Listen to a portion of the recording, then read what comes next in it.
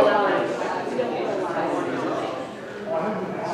But there is capability to make that specific. I work with people that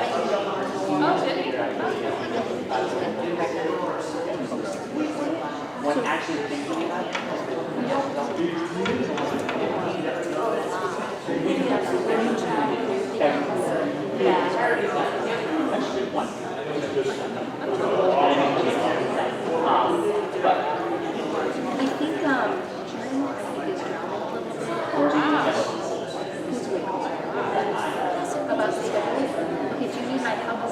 Call this meeting to order with the pledge of allegiance.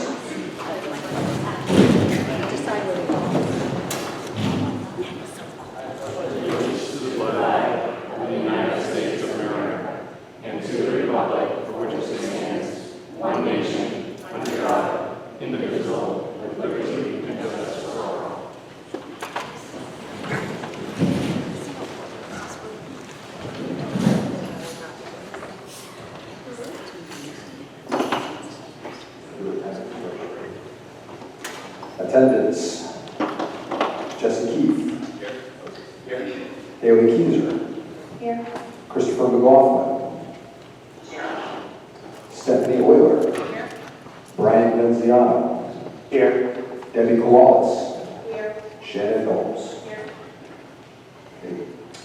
At this time, I will accept motions for a chairperson for the school committee.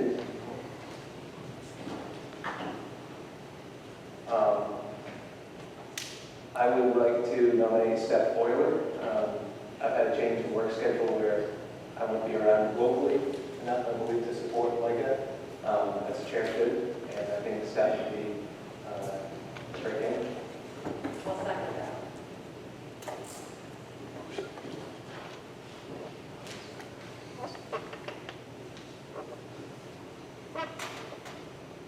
Any others? All right, at this time, we'll close motioning, and we have one person on the floor. I'll take a vote for Stephanie Euler to be the chairperson of the Hermon School Committee for the 23-24 school year. We'll have to do a roll call. Mr. Keith? Yes. Haley Keyser? Yes. Christopher McLaughlin? Yes. Stephanie Euler? Yes. Brian Venziano? Yes. Debbie Wallace? Yes. Shannon Knowles? Yes. Motion carries. Mrs. Euler, congratulations.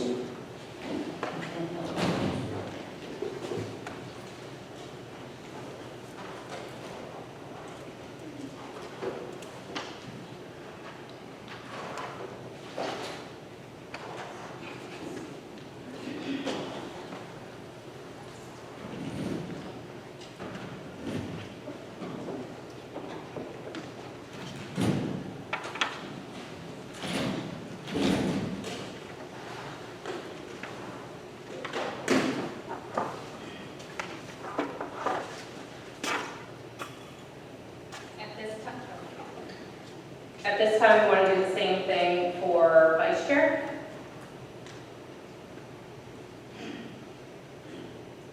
I nominate Justin.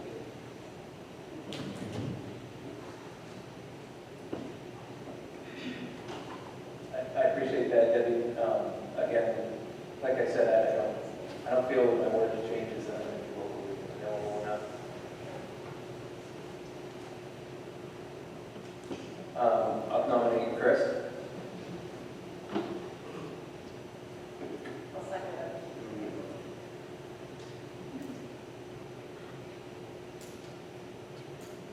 And we have to go around together. Are there any other nominations for co-chair? I'll nominate Haley Keys. Do we have a second?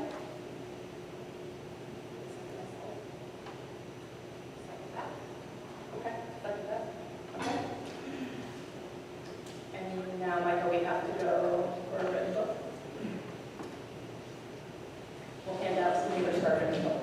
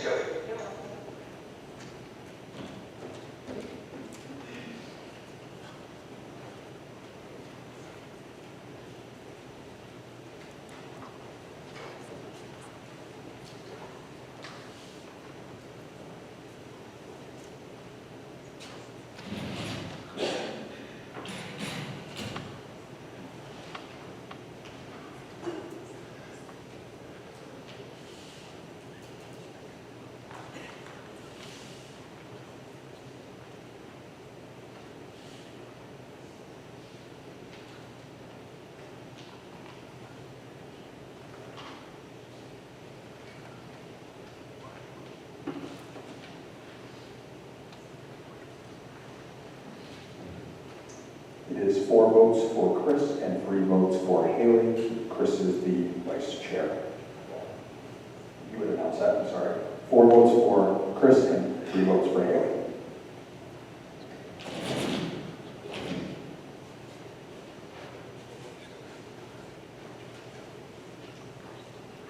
Did we have any agenda adjustments?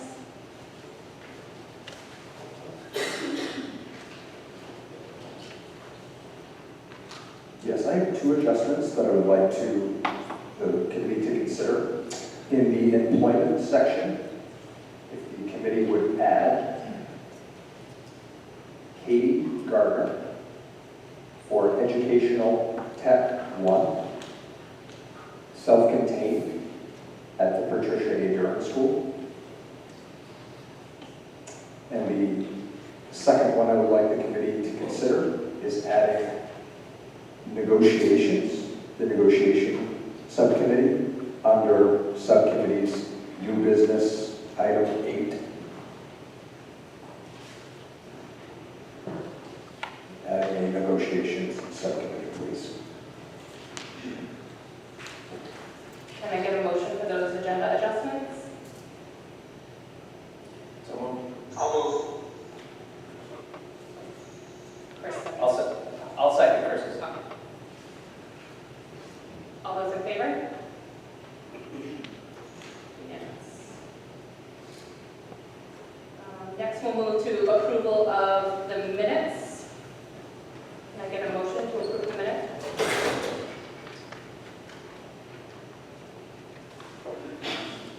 Motion to approve the minutes as written. Thank you. A second? I would second that motion after some corrections. My name is listed. Going to work and saying. Keep your mic on, please. Oh, just need my name removed from the voting portion of those agenda items that my name is listed on that I abstained. There's a little bit of votes out.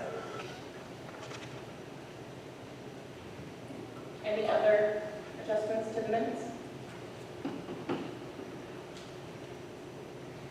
Was that, Shannon, was that an amendment to her motion? Okay. I'll second that. All those in favor of the amendment of the minutes as presented? Unanimous, thank you. Next, we're going to move to proclamations and presentation, donations.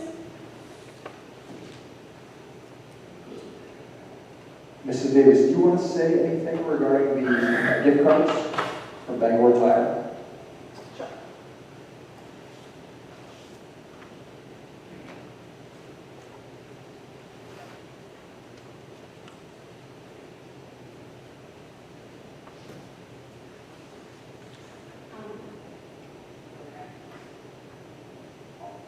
On the mic, maybe. She's on. Can you hear me? Doesn't seem very loud. I can try to project. So Bangor Tire had reached out to us to see if we had any families that might be in need of assistance, especially over the summer. While Hermon may seem like a relatively affluent community, we do have a number of families that face food insecurity over the summer. And so we were very thankful for them reaching out. We had a number of families that we're going to provide those gift certificates, Hannaford gift cards to, so that they can purchase food over the summer months. So we were really pleased that they reached out and really appreciate that donation. Thank you. Next up is presentations. At this time, I would just like to take a moment to thank Mrs. Kristen Shorey, who served on the school committee for the last 3 years. Personally, for me, she was a tremendous asset as a professional, and I know that I'm going to miss we had a lot of really great educational conversations, and I really appreciate how much you really love Hermon, and I really appreciate that. You pour a lot into our kids, and I know that, again, I know it's not easy to not be up here, and we just appreciate your professionalism and how hard you work for the Hermon School District. So we have a certificate in my office for you, but we also got you a present as well, and it's down at the table, so I'm just going to grab it and bring it up to you, because I know you didn't want to be embarrassed to come up, so.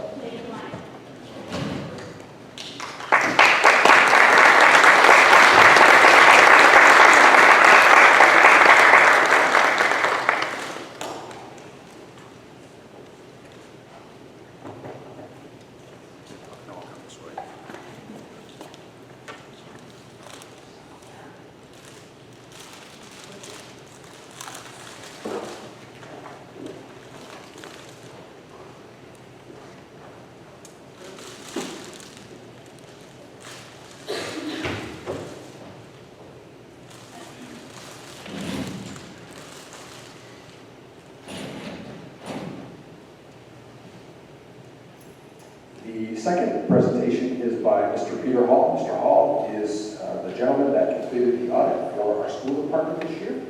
And we're going to invite him to present. I'm going to put the screen down because I believe he has a PowerPoint ready for us. And so I'd ask the committee members if they would, I'll carry Mr. McLaughlin over as well to either one or two minutes later. And Mr. Hall, come on down. Thank you.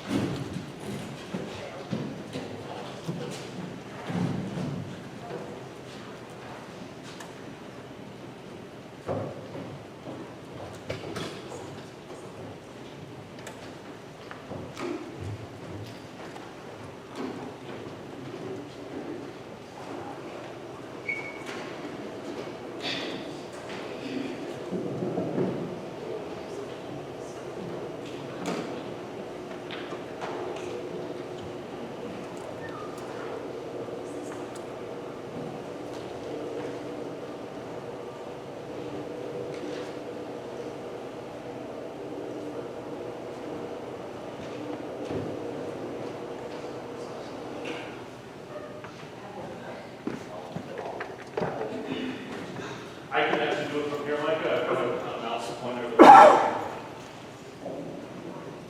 And can people hear me? So, all right, well, thank you very much for having me in this evening to talk about the most recently completed audit for the town of Hermon, including the school department by way of introduction. And thank you, Micah, for your introduction. My name is Peter Hall. I'm a CPA. I've been conducting financial and compliance audits for towns, school departments, school districts, and not-for-profit organizations for over 20 years. And I'm located down in South Portland. This obviously is my first year conducting this audit for the town of Hermon. And so I'm thrilled to be here. I really enjoyed getting to work and getting to know various folks here within the town and its government, both on the school side of things and also on the town side or the municipal side of things. And I really appreciate the opportunity to be of service. What I wanted to do this evening was talk about the results of this most recently completed audit. This is for the fiscal year ending June 30th of 2022. And as I believe folks know, or you may know, because of the level of federal grant dollars that the town as a whole received and expended during this particular fiscal year, we actually wound up having to conduct essentially two audits. One is a financial statement audit, and the other is a compliance audit, and I'll talk about those a little bit further on. But the other thing that's key to keep in mind is that, like many situations where there's a school department that is a department of a town or a city, the school department does not actually prepare and issue its own separate standalone audited financial statements. Rather, the financial activities and balances related to the school department and its operations are all reflected within the town-wide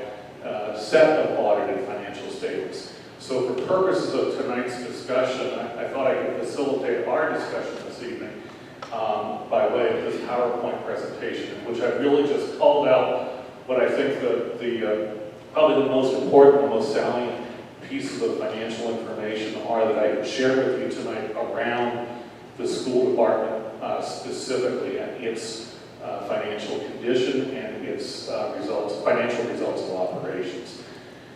So before I turn into this PowerPoint presentation, one other thing I did want to do is to send a huge word of thanks out, certainly to Micah, but particularly to Jamie for all of her hard work over the course of this past audit, both in terms of preparing for the audit, but then also in terms of putting up with, I'm sure, what probably seemed like countless and incessant questions and requests for documents and so forth. And she was extremely helpful throughout the process. I really just want to thank you, Jamie, for all of your hard work and your team. With that said as an intro, let's dive into this PowerPoint presentation. I'd like to just briefly discuss the audit process itself and then the results of the audit. Our audit procedures commenced in February of this year. As I alluded to a moment ago, those procedures really could be sort of looked at in 4 different categories of audit procedures. But some of them were specific with respect to the financial statement audit work. And then we also conducted separate auditing procedures with respect to the federal compliance audit part of the engagement. And we conducted these procedures both here at the school department side of things and also over at the municipal side of things. I mentioned that, frankly, both with respect to both the school side and the town side, management and staff were extremely well prepared and very helpful throughout the process. And reports were finalized and issued during the first part of April of this year. In terms of the results of this audit, drop it, the mouse.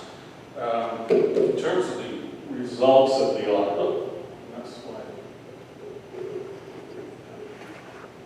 I need some technical assistance. On my way.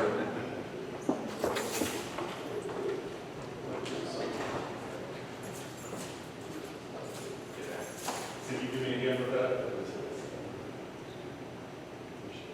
Okay. This is why I'm an accountant and not an IT specialist.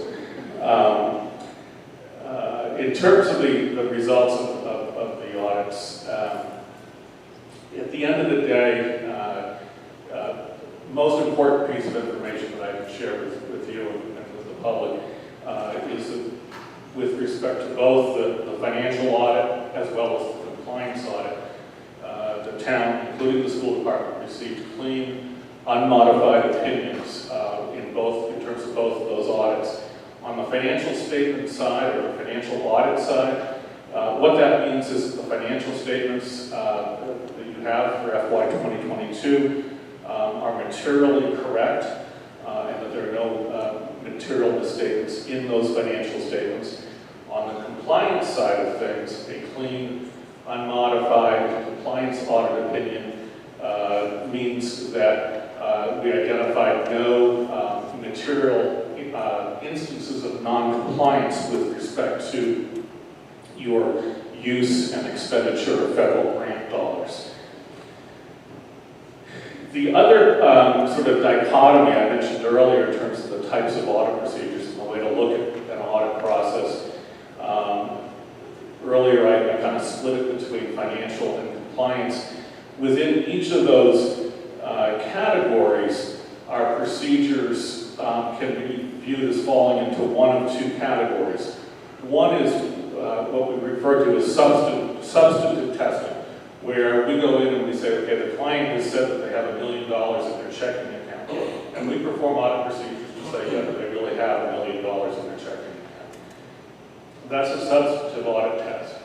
On the other hand, the other way that we can get audit assurance throughout this process is by, instead of looking at what the end results are that we're being told by the client, we go in and we look at the detail of transactions and activities that took place during the course of the year and see if the systems that the client is using to, for example, prepare its financial statements, or in the case of a compliance audit, to ensure that it's adhering to the appropriate compliance requirements that come attached to the use of those federal dollars. We look at the systems and see if they're functioning properly. So we perform a lot of testing of detailed transactions and other activities that took place during the course of the year, both on the financial side of things and also on the compliance side of things. If in the course of performing those tests of controls, those tests of the systems themselves, we had identified any instances in which there clearly was a real weakness or a deficiency in the design, the implementation, or the functioning and operations of the system of controls, we would be required to communicate that discovery, if you will, to you in a separate letter and say, hey, this system around cash receipts doesn't work, or this system around ensuring eligibility for this federally funded grant program, just the system doesn't work.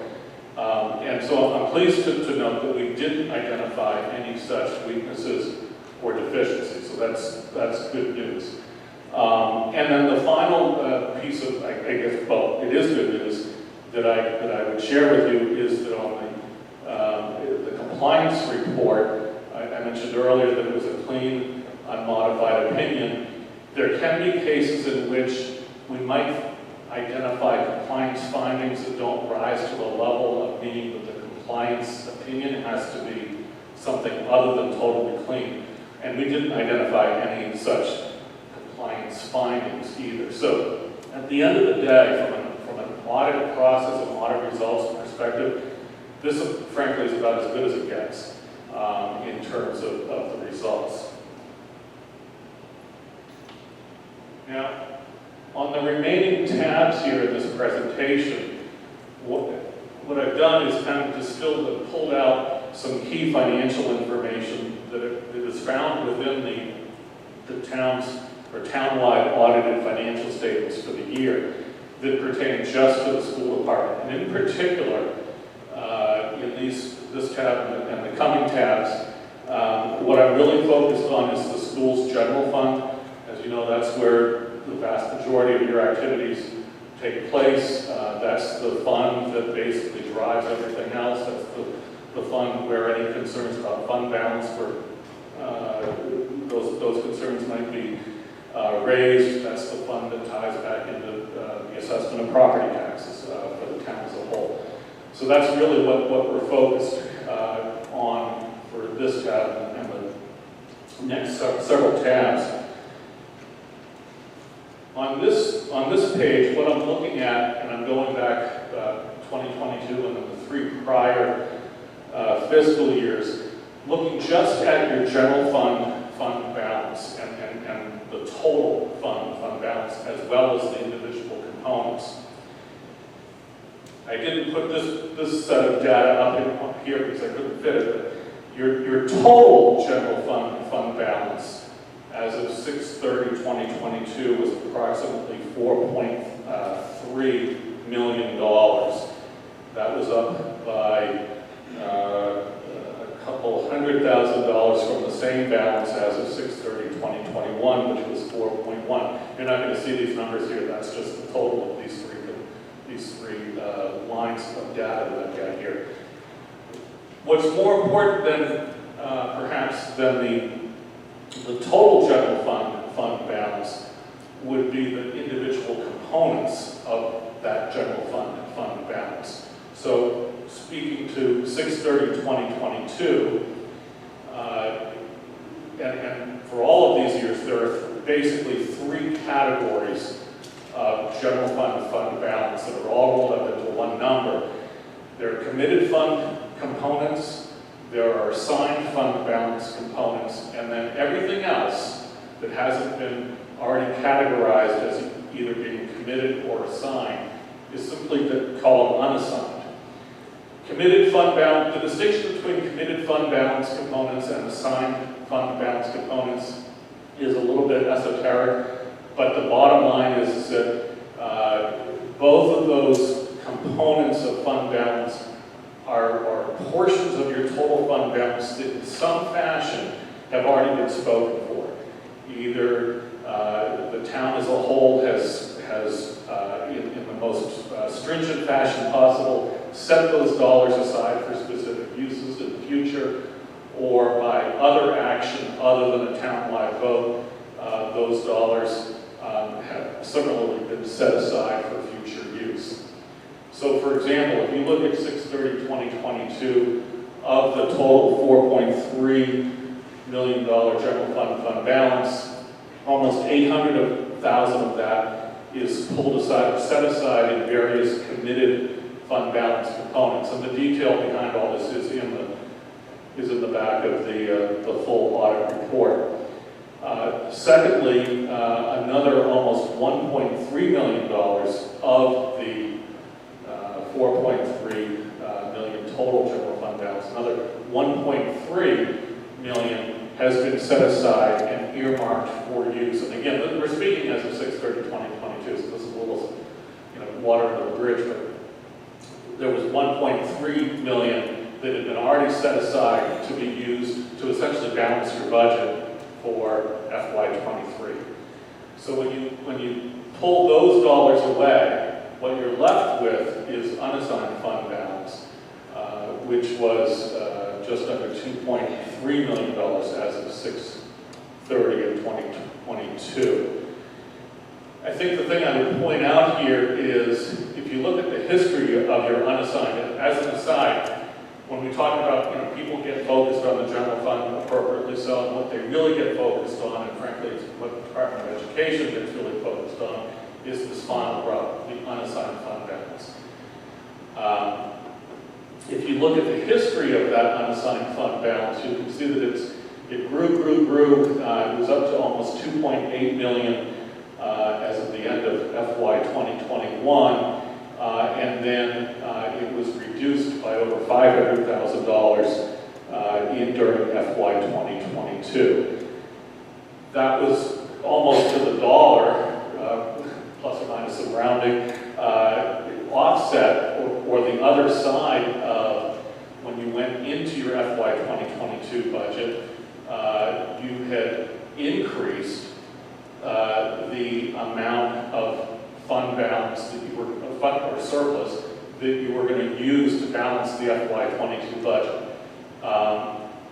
So you'll see that at 6/30/2022, the assigned portion went from 770,000 to almost 1.3, which is essentially the mirror image of having pulled those same dollars out of the unassigned portion, thereby reducing the unassigned component of general fund balance.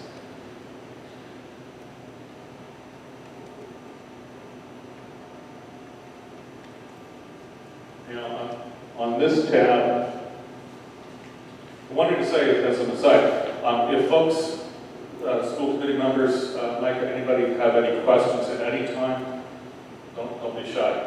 Other than that, I'm going to keep rolling. On this page, I'm looking at, again, focused solely on the general fund, your major revenue streams. And here I'm comparing your actual revenue streams versus what was actually budgeted. So your local assessments, essentially property taxes, tax commitment, that was spot on. There was no variance there. Intergovernmental was pretty close to budget. Charges for services was notably above budget. That was due to an increase in the number of sending district students during FY 2022. Interest was, well, percentage-wise it was off, but dollar-wise it wasn't that big a variance. There's a hodgepodge of other smaller line items, increased some versus budget. One thing I do want to highlight is that this transfers from reserves line. The original, and that's essentially transfers from the school capital reserve fund, which is an entirely separate fund. That's not part of the general fund. The original budgeted draws, if you will, from that reserve fund had been set at $200,000. The actual came in $400,000 higher, and that was specifically linked to expenditures on the parking lot project in particular, and then other capital projects. So essentially, more monies were brought in from the capital reserve in order to pay for those projects. The final revenue line on the budget is the use of surplus, and essentially that's where we account for, from a budgetary standpoint, if in the process of balancing the budget, we said, hey, expenditures are going to be above total actual revenues from outside sources. So basically what we're going to do is we're going to use some of our own surplus in order to balance the budget. Because of the net favorable budgetary variances here on the revenue side as well as on the expenditure side, which we'll talk about in a moment, there was actually no use of surplus simply because you already had a current year surplus when you got to the end of the year.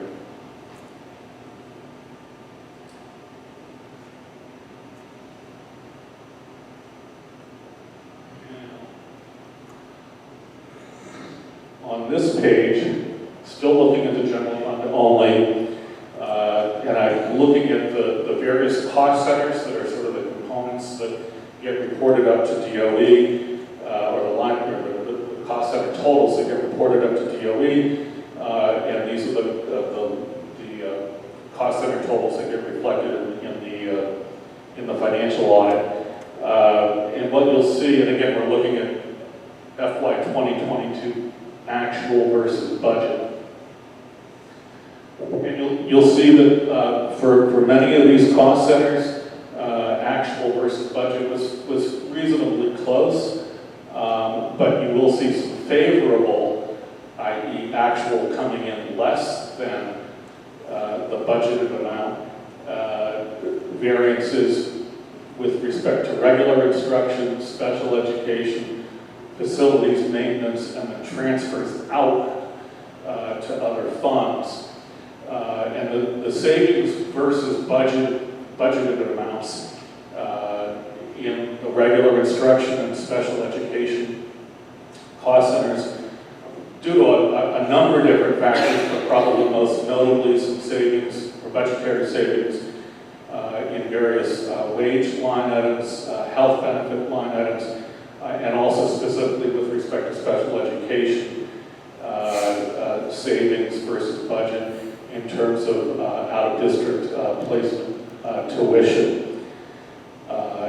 I would also note that the facilities maintenance cost center, you'll see, had a significant excess expenditure when compared to what the budget was. And again, that's really tied primarily to the parking lot project and some other capital outlays. And in some other circumstances, I might be concerned about that. This wasn't a concern from an auditing perspective because we know that expenditure of that additional $370,000 versus budget was, again, the parking lot, which had been authorized and approved and directed by the town council, and which the funding for came from the school capital reserve fund, so it wasn't coming from the general fund. So basically the dollars from the capital reserve fund came into the general fund, and then they were expended out of the general fund for purposes of the parking lot project in particular. So they largely offset each other, but that is the reason for that particular variance. The other item that I wanted to call your attention to was with respect to a line item for transfers out to other funds. The budget itself initially called for just $65,000, which was the amount that was budgeted to be transferred from the general fund to the school nutrition or school lunch fund. In addition, there was about another $300,000 that was booked as transfers out of the general fund, which were again funded by transfers in from the school capital reserve fund and other savings in other areas of this budget, and were moved either to various committed reserves within the general fund itself or back to the school capital reserve fund. This is it's a little bit wonky the way the budget versus actual works with respect to this capital outlay and capital funding mechanism. I've spoken with Jamie about this, and I understand that going forward, you guys have already addressed this sort of anomaly, such that if there are going to be anticipated uses of funding from the school capital reserve, that those inflows will be budgeted for explicitly, and the corresponding capital outlay. So you've got dollars coming in and dollars going back out. Both of those items, even though they may well net to zero and offset each other and essentially self-fund themselves, those will be explicitly included in your budgeted line items going forward. But anyway, I just wanted to point both of those items out to you.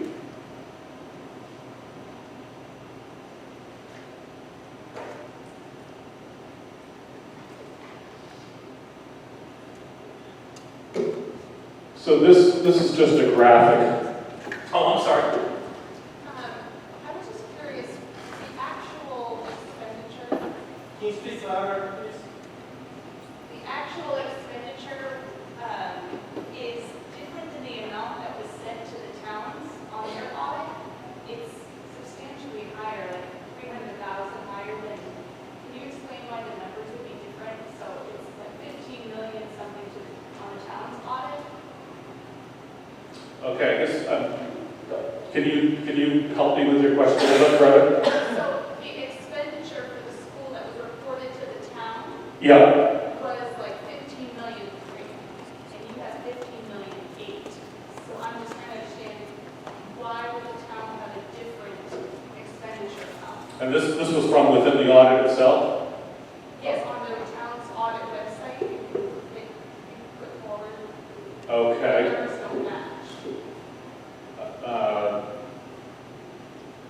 So I just was wondering why that would be. I honestly, off the top of the head, I really would need to find the exact numbers because there can be differences, perspective differences between the school and the town in terms of how things appear. So, It's the school section of the audit that Yeah. reported to the town where it says total expenditure.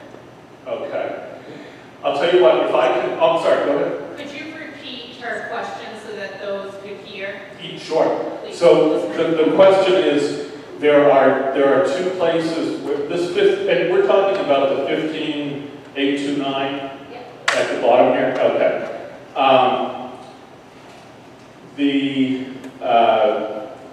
Well, actually, I can right off the bat, I can tell one piece that's going to be different right off the bat.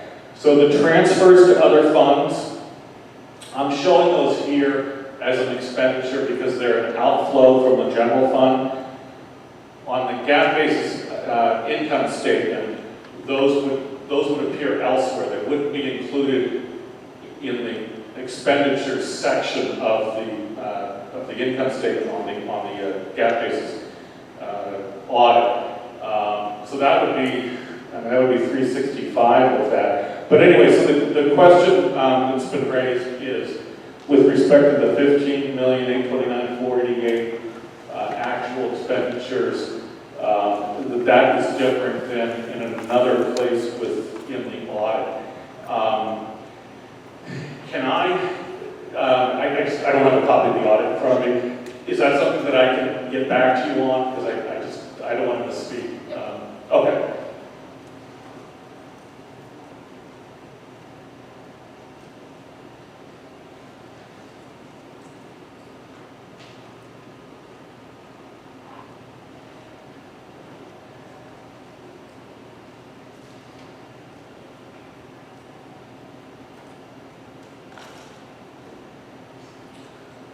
Okay.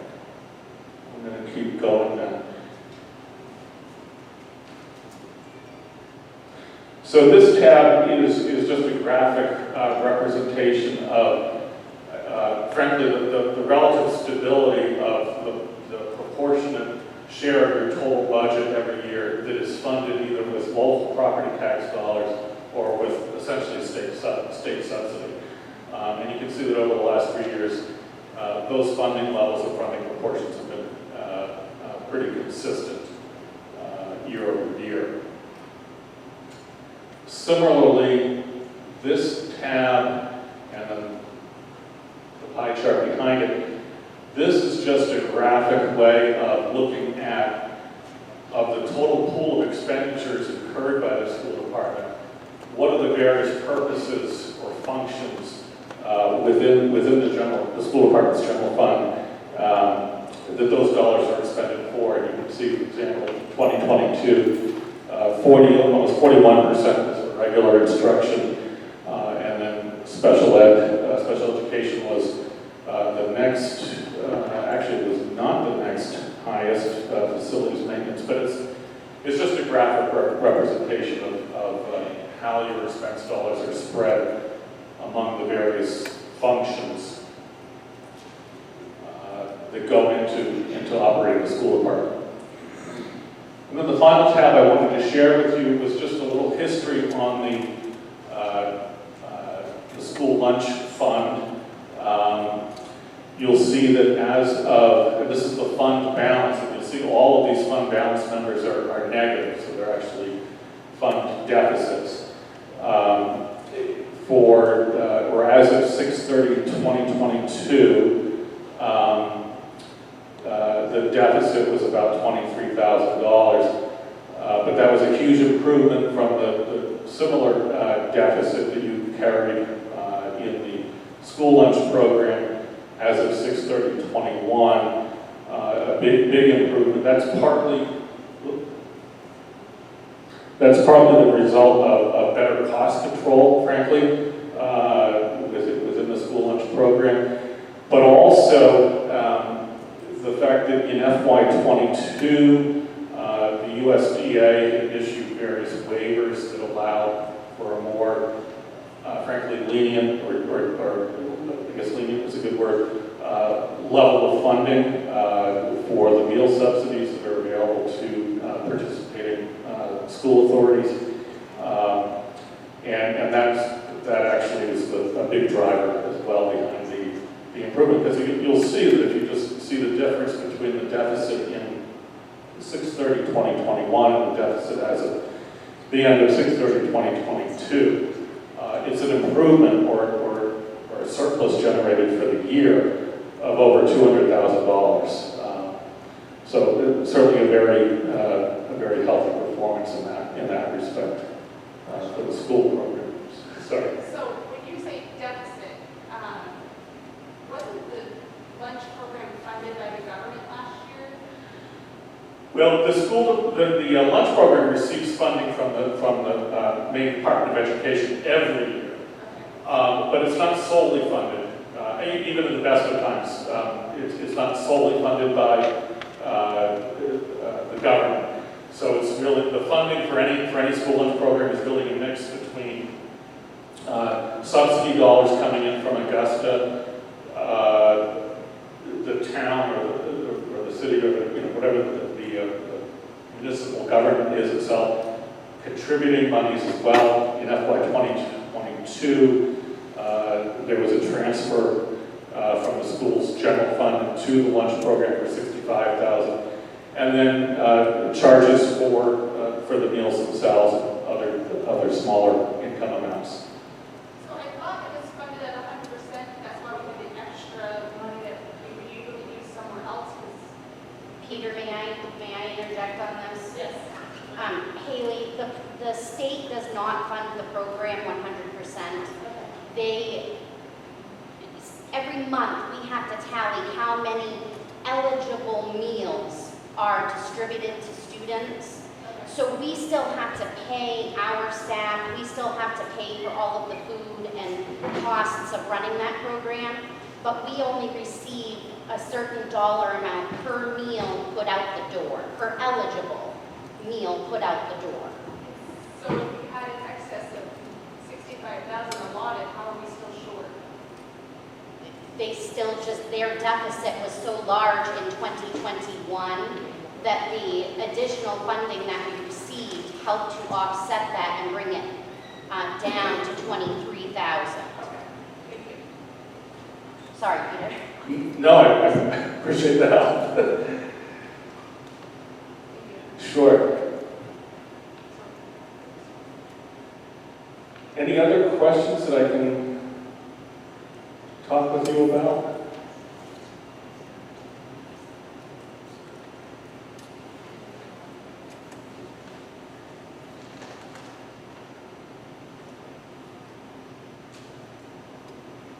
Okay. Is it Kelly? I'm sorry. Okay. If I can, I'm going to research that question, and if I could, Mike, can I send my answer to that to Mike, and maybe he can forward it on to you? I have another one for you. Okay.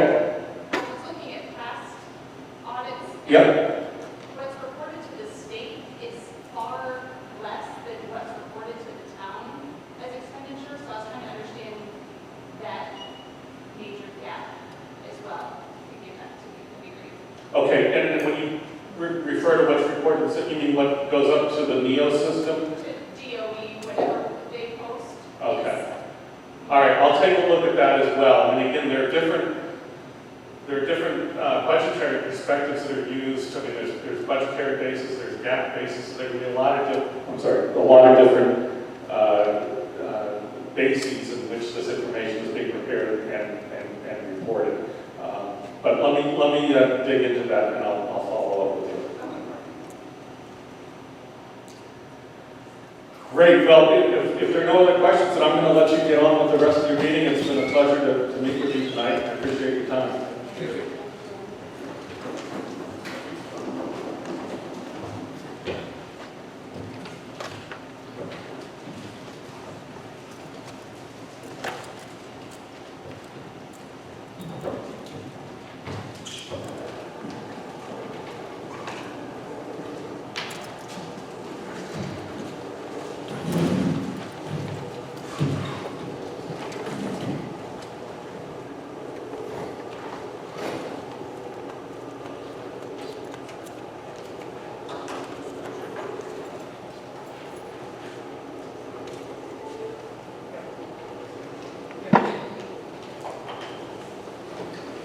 Next up is committee acknowledgements, and so we'll just go around to see what everybody has. Jesse?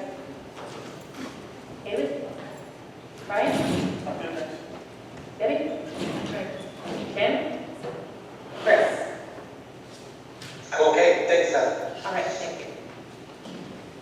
All right, at this time, we're going to begin the public comment part of our meeting. Thank you all for attending the meeting. We're about to convene into the public comment period of our meeting. And as everyone knows, while state law in Maine requires a public comment item on agendas of the full meeting of the school committee, we believe it's crucial for us to hear from our community members about their concerns and issues, and we're pleased to have this as an agenda item. And one of the things that I will be doing is after you present to us, I'll just be doing a recap to make sure that I have the item that needs to be followed up on for you, so I can make sure I heard your comments correctly. So having said that, we are here to listen, like I mentioned, and the public comment period is not designed to be a discussion, so don't expect us to respond to your concerns and questions tonight. However, I will ensure that they are followed up for you by next time, and I'm asking Jody if you could recap and include in the minutes just a brief summary of the comments that the public has mentioned, because oftentimes there might be multiple, somebody else might have the same concerns, so I just would like to add that. We will respond to your questions in a timely manner, like I mentioned, and I'll try to do a recap of them in the beginning of the next meeting or within the minutes. And we'll have a proper staff member get back to you within an appropriate time frame. So we're going to ask speakers to identify themselves with name and town and address, and I want to point out that we're unable to entertain any comments or questions about school personnel specific roles. So with that, would somebody be willing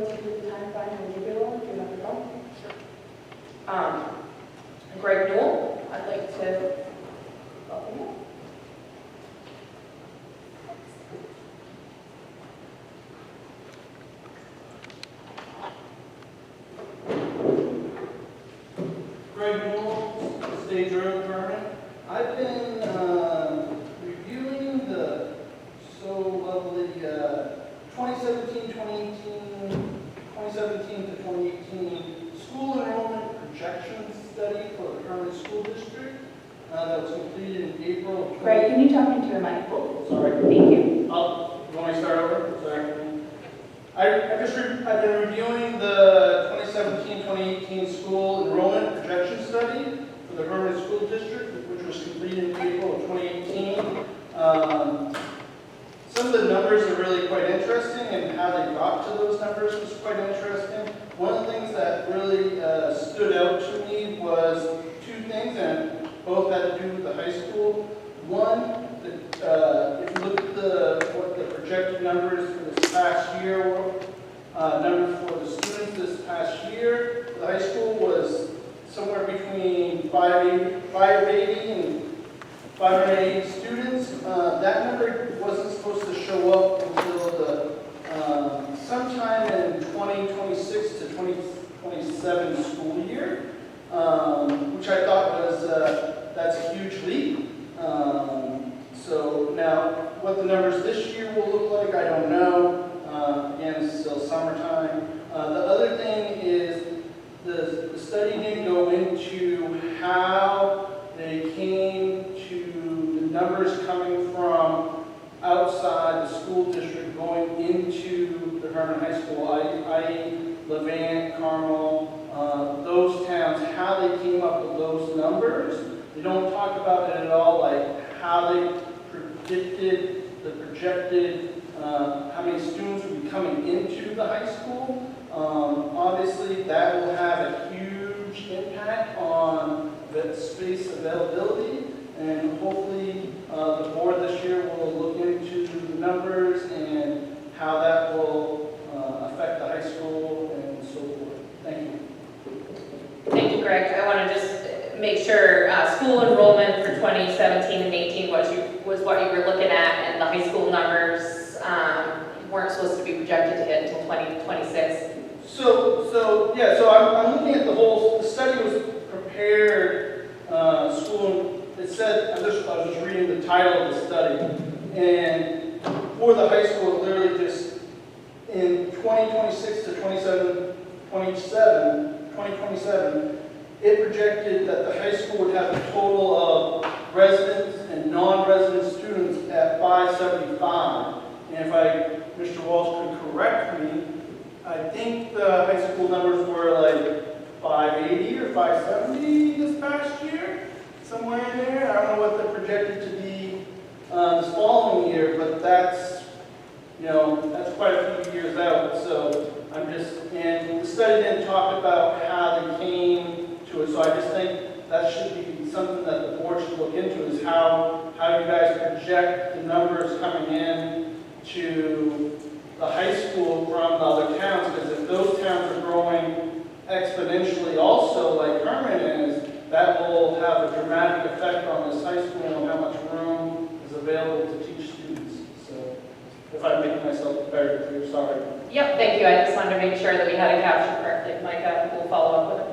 I just want to add one thing to that. There is on the website, under documents, there is a 2019 projected update, and they, right now, we're right on schedule. They projected 22-23 to have 594 students, and we were just under that. Started the year, I believe, a little over that, but fell under that as the year went on, and next year they project at 594, 595. So we are right there, but there's an updated 2019 on the website under documents, just if you, something, I think it's a year or two newer than that one. Okay. So. Thank you. I didn't see that one. I'll go take a look at it. Thanks. Can I ask a question to Mr. Ray? Can I ask a question? So with that projection, is that number mean we can accommodate that amount, or that's just, no, okay. That's just projected enrollment. Okay. Yeah. Can we accommodate that amount? Yes, we have 604 lockers. More than lockers, right? Okay, I just wanted to clarify that does the need match the projections? One of the things that we will speak to this more in our report on the facilities, but we'll be looking at potentially doing an updated enrollment report as well as a facilities study, just to see where we're projecting out 5 more years from now. Yep. Next up is Jane Millender.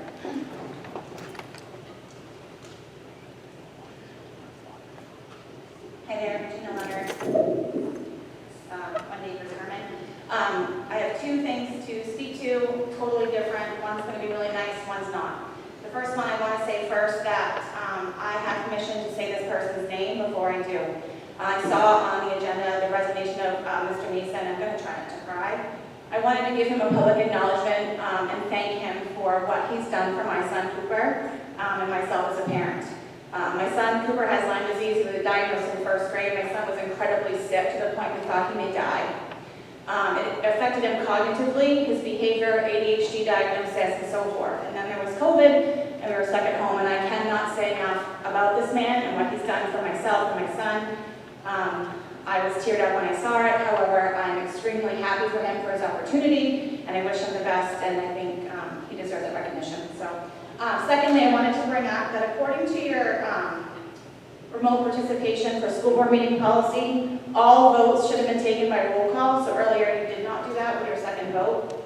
So you may want to review your policy. There's a couple other things I'm questioning in that about Mr. McLaughlin being remote tonight.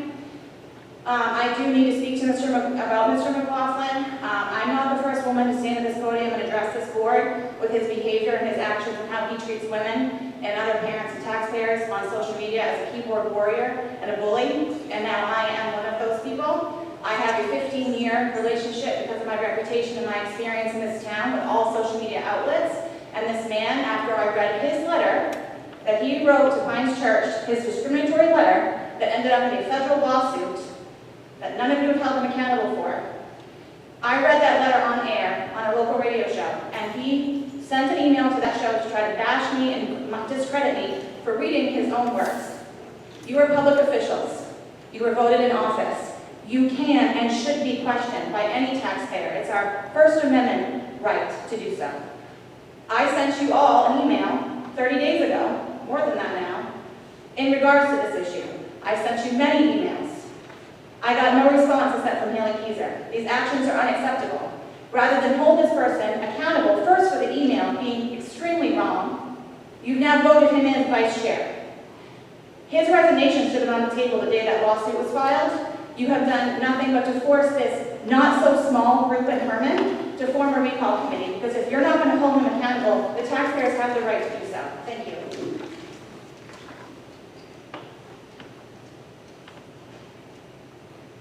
Thank you. We'll follow up with you. Next up, Sean McBrady. All set, thanks.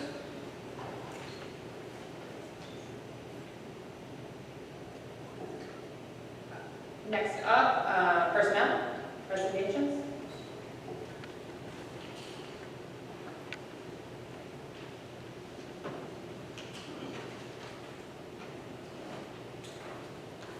You have 3 resignations in front of you. The first is Karen Clark. Karen Clark has been a tremendous asset down at the elementary school for several years, and she has had the opportunity, professional opportunity, to move on to a career that's something that she has desired. I didn't get permission to share what it was, but I'm very happy for her, and she still has students in the district. I know she'll be here for, to cheer on Hermon.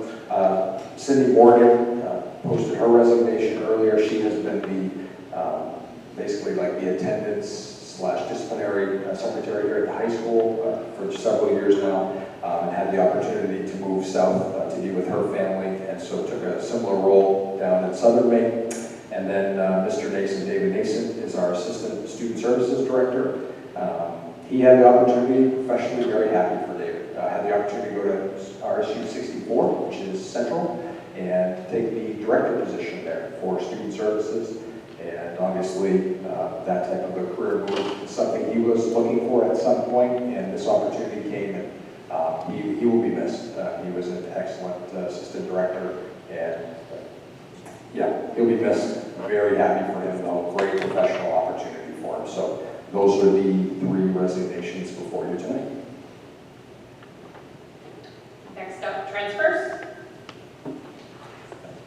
Pleased to bring this transfer to you, requesting a transfer for Mr. Kevin Berry. Mr. Berry kind of did I call it like a retirement retired from FedEx. You hired him last year to be your attendance monitor, and a year of chasing students around the building and out in public, and he was very good at it, and he was great here, but he really felt like he could be better serving students, actually working in the classroom, in a resource room, working with, obviously a select caseload, and it has more of a passion to be on the academic side than the chasing side. And so we just really feel strongly about him being an asset in our building, wanted to keep him, and so I'm requesting that he be transferred to the high school resource room ed tech position from his safety attendance monitor position.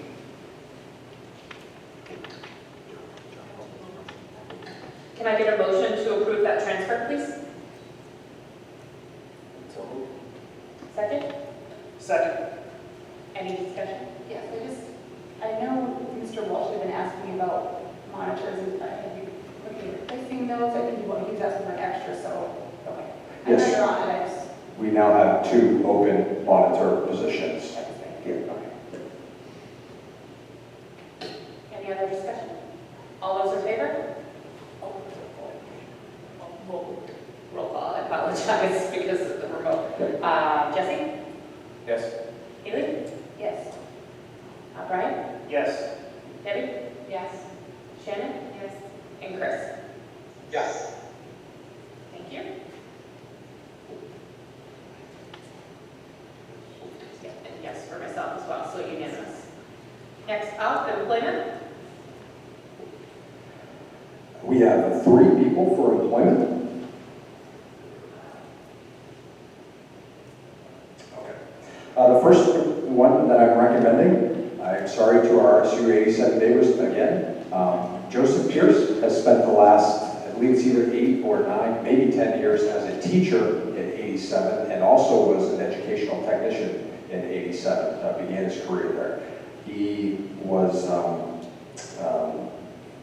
just an excellent interview. He's obviously coming in for the social studies position at the middle school, and when he applied and I sat down with him, I felt very fortunate to get somebody of that quality who is part of our community and looking to come over. So I'm recommending Joseph Pierce for the middle school position at Hermon, social studies position at Hermon Middle School. Can I get a motion? So moved. Second? All right. Roll call. Jesse? Yes. Haley? Yes. Brian? Yes. Debbie? I'll abstain because it's middle school. Okay. Shannon, Shannon? abstain because it's middle school. Chris? Yes. And myself, a yes. The second person is Emily Baer, that's Baer, B-A-E-R. Emily, as you know from the resume, has spent a significant amount of time at the collegiate level, working at University of Maine, Machias, communications director there, also worked in the president's office at the University of Maine, has a degree in, I don't pull it up again, excuse me, has a master's degree in creative writing from University of Southern Maine and a Bachelor of Arts in English Language Arts.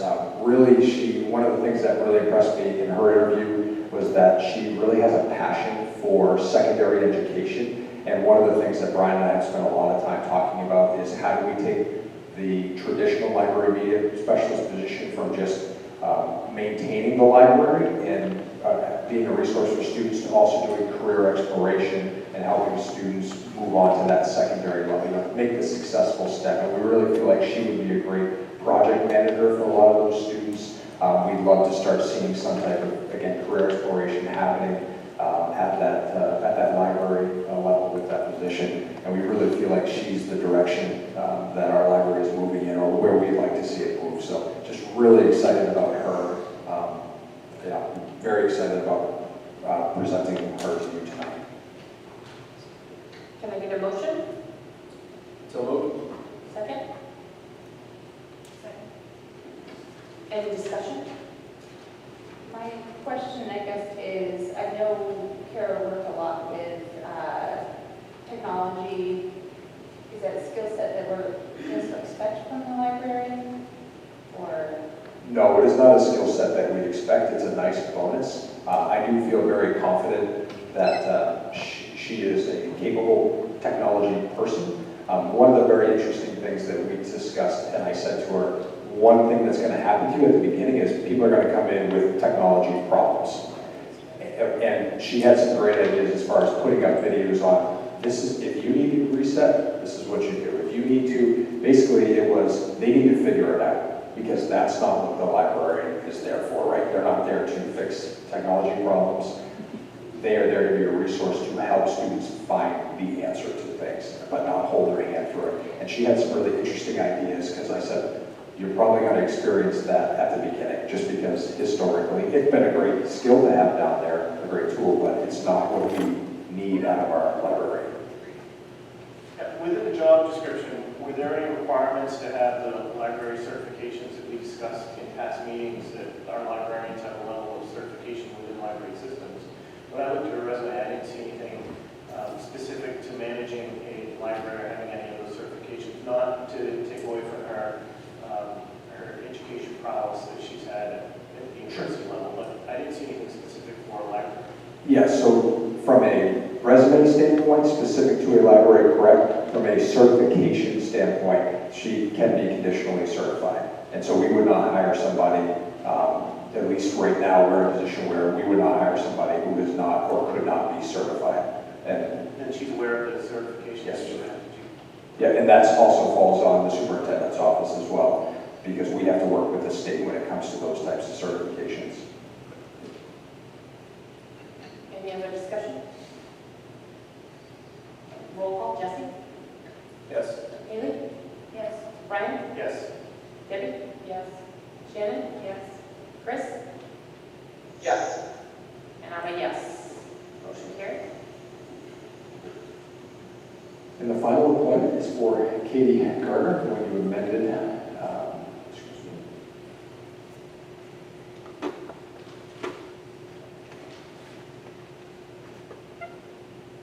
As you know, Katie spent a significant amount of time, most recently at RSU 34 up in Old Town.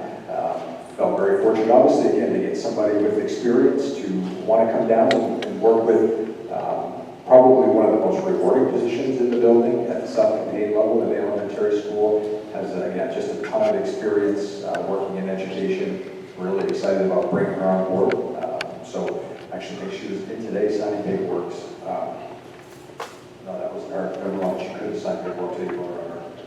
Check that. It wasn't her. Katie Gardner. Can I get a motion? So moved. Second? Any discussion? Roll call, Jesse? Yes. Haley? Yes. Brian? Yes. Debbie? I'll abstain for elementary. Okay. Shannon? Abstain. Chris? Yes. And I'm a yes, so the motion carries. Next up is old business, excused absence of school committee members, and I believe it was Chris last time. Can I get a motion? So moved. Second? Jesse? Oh, any discussion? Debbie? And roll call, Jesse? Yes. Haley? No. Brian? Yes. Debbie? Yes. Shannon? Yes. Chris? Yes. And yes. Motion carries. Next up is second reading of policies. We're going to take them individually. So for the first one, it's the second reading of policy IHBB, gifted education as amended. Can I get a motion? Hold on, before we go into, Oh, yeah. we need to open it. Oops. Thank you. I apologize. I want to open up to public comment this time. For all or just for the one? Let's just take them individually for now, so we don't get confused. For policy IHBB, gifted education. I'll open public comment. Nobody, so we'll close public comment. Thank you. And we'll look for a motion, please. So moved. Second? Second. Any discussion? All right, roll call. call. Jesse? Yes? Haley? Yes. Brian? Yes. Debbie? Yes. Shannon? Yes. Chris? Yes. Myself, yes, so the motion carries. I'll now open it up to public comment for the second reading of policy JJIBA1. Close public comment. Can I get a motion?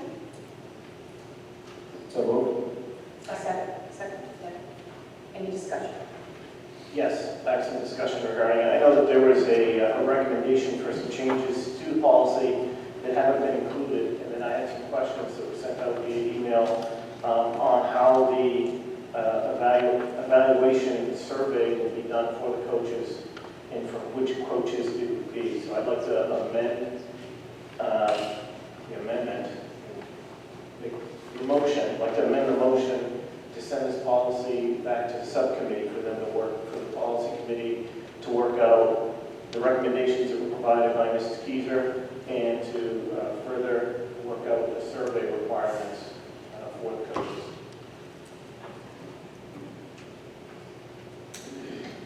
Can I get a second to that motion? Second. Okay. And we'll roll call. Discussion. Discussion. Thank you guys for bearing with the discussion on that item. I will just share, in addition to what he said, as I noted in the email that Kristen had mentioned this, we should go back to subcommittee in August, and I just think it gives it an opportunity to discuss it and clean it up and work through that. Or if you wanted to talk too about the suggested changes that you have now, you could as well. If you felt comfortable, but if not. I could, he provided lots of great questions in the email that I just think it would be cumbersome and best to be done in subcommittee to bring it forward when it's ready. That when the policy came to us, it was put into action in 2022. It came to us to put that in, to put the evaluations and the opportunity for students to weigh in. It was put forward to us in 2022 that way. We put that opportunity in. The reason the policy came back to us was to take out it mid-year and put it just at the end of the year.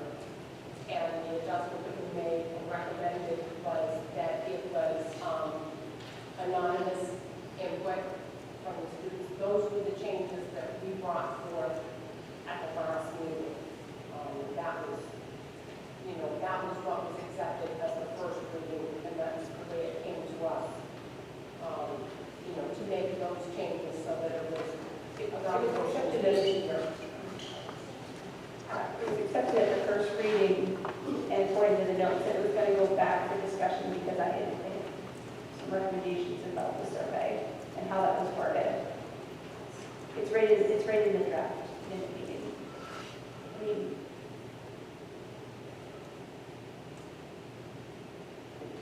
The motion's been seconded, right? So, Yep, motion's been seconded, so we have a second on the table, so we can do a roll call for that motion. Jesse? Yes. Haley? Yes. Brian? Yes. Debbie? no. Shannon? No. Chris? No. I'm sorry, I didn't catch. Sorry, I said no. Okay. And I'm gonna say yes. So I don't know where that leaves us, because I can keep track of those. That is 4 yeses and 3 noes. So the motion. Yeah, motion carries. We will send it back to policy. Next up, I want to open it up for public comment to approve the second reading of policy JLCD, and that's administration of medication to students as amended. At this time, we'll close the public comment. Can I get a motion for that second reading of JLCD? So moved. Second? Second. Any discussion? Yes. Yeah, I would like to amend the motion to remove paragraph 2I, naloxone. Naloxone. I'm loving that pronunciation. A major portion of this new policy was to put naloxone as a drug that could be used by nurses within the school, and better known as Narcan. I'm not coming up against the use of Narcan. And as I've sent to an email of many of you, I've done some research on it, and in accordance with part of the School Nurses Union, or National Association of School Nurses, they have recommended that the use of an opioid antidote be put in as part of the school's emergency plan. And it's my recommendation that there be amendment to remove paragraph 2I with the intent to put any use of naloxone into the comprehensive emergency plan, much like we do with the automated external defibrillator. And that will allow the policy as written to move forward with the exception of paragraph 2I. Do I have a second for that amendment?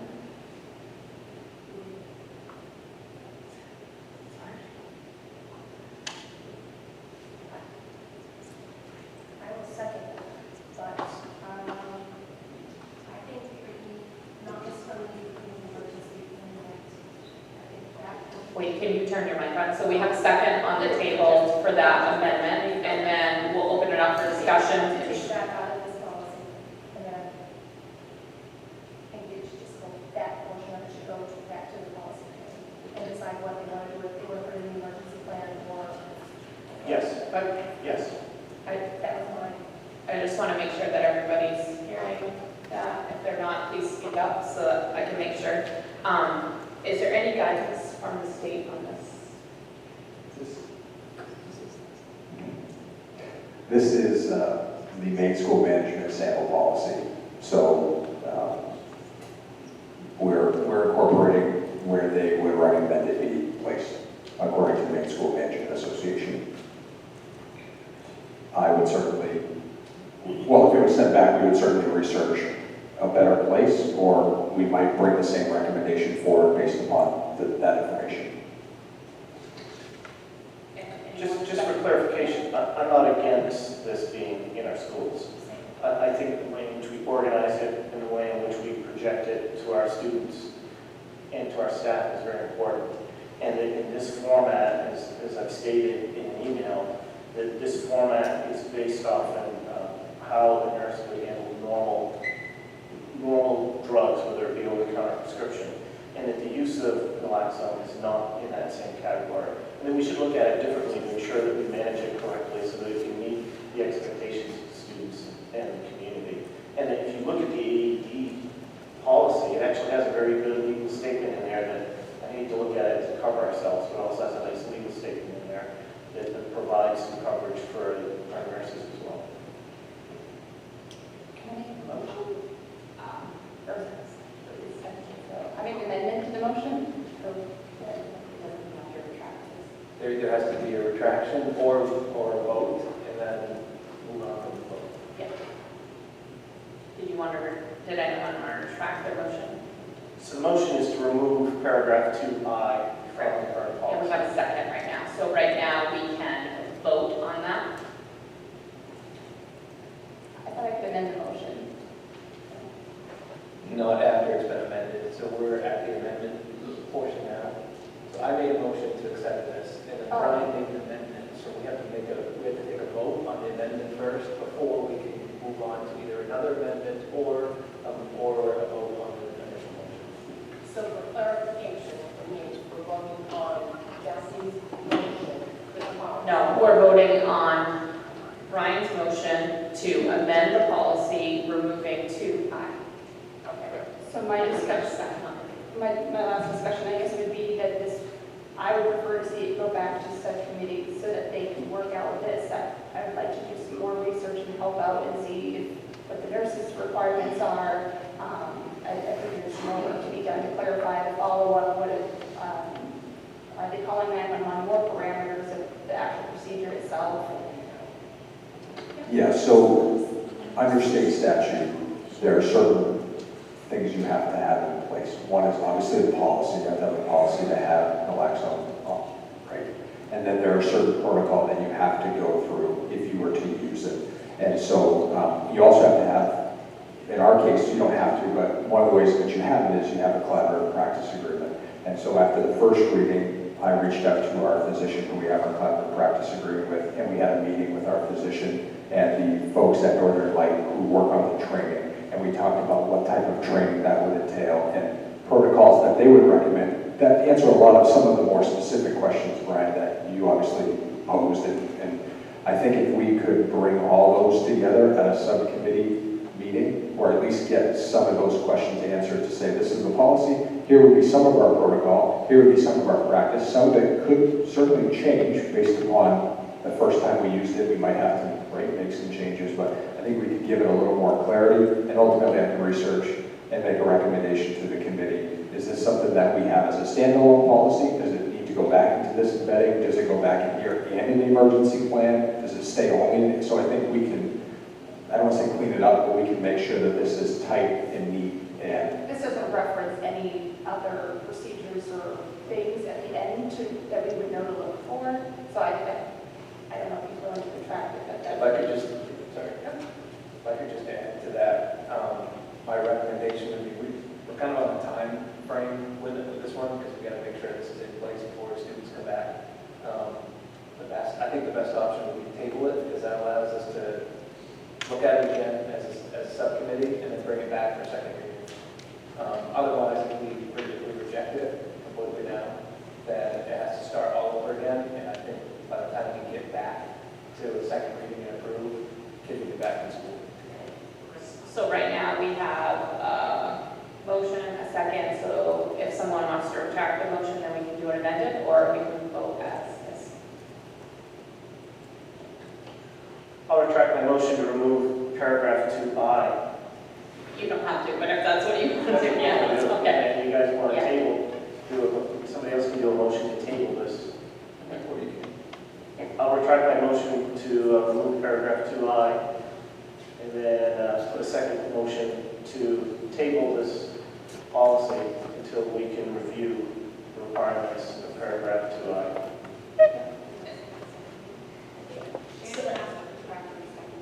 Shannon, can you retract, did you want to retract your? You don't have to. I'll retract my second.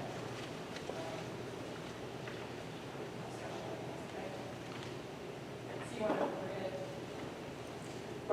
There's a motion on the table. Nope, there's a motion on the table to send this back to subcommittee and bring it back to the school committee by August is what we need to do because of the time frame. Yeah, the whole policy, it will be the second reading at that time.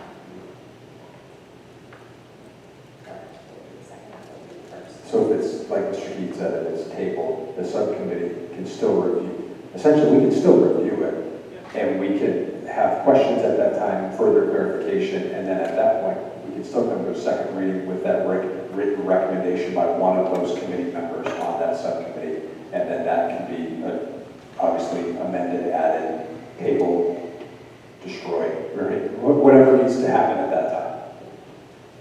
So motion on the table, and we have a second. Do we have a second for that? The motion on the table is, The table and send it back, right? Yeah. I'll second. and we'll vote. Jesse? Oh, discussion on that. I think tabling is a good idea.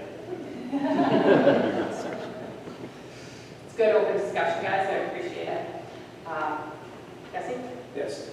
David? Yes. Brian? Yes. Debbie? Yes. Shannon? Yes. Chris? Yes. And I am a yes as well. That motion carries.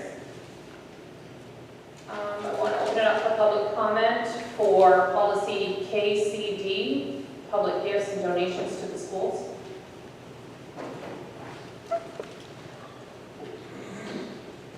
It's not really public comment in regards to this, but could you please ask the people in the back of the room if they could be quiet? It's really hard to hear when there's laughing and teeing and other expressions going on during this. We're over here having a hard time hearing you. Maybe they could leave the room if they need to have a conversation. Are you guys able to hear all of us up here with the committee? Okay. Okay. Yep. Thank you. And I just want to make sure, because I didn't say it during public comment, but let's just make sure that we're respectful to everybody and that we don't applaud and show approval or disapproval of any statements made during the meeting, because that was in there and I didn't say it during public comment, so thank you. Any other public comment for the second reading of KCD, public gifts and donations to the schools? Closed public comment. Can I get a motion for the second reading of KCD? So moved. Second? Second. Any discussion? All right, we'll do roll call. Jesse? Yes. Haley? Yes. Brian? Yes. Debbie? Yes. Shannon? Yes. Chris? Yes. And I'm a yes. So that motion carries. Next up, for new business, I want to open it up to public comment again for the approval to apply for federal funds. Close public comment, and I'll turn it over to Michael.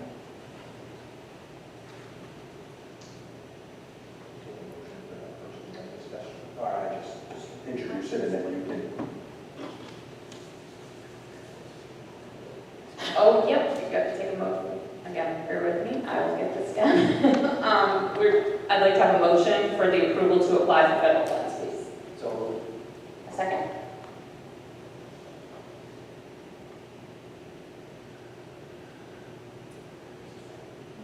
Was it seconded?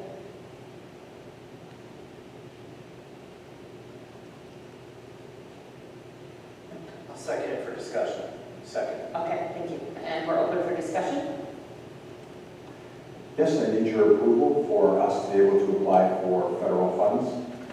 This is something that you do annually, and I obviously need that approval.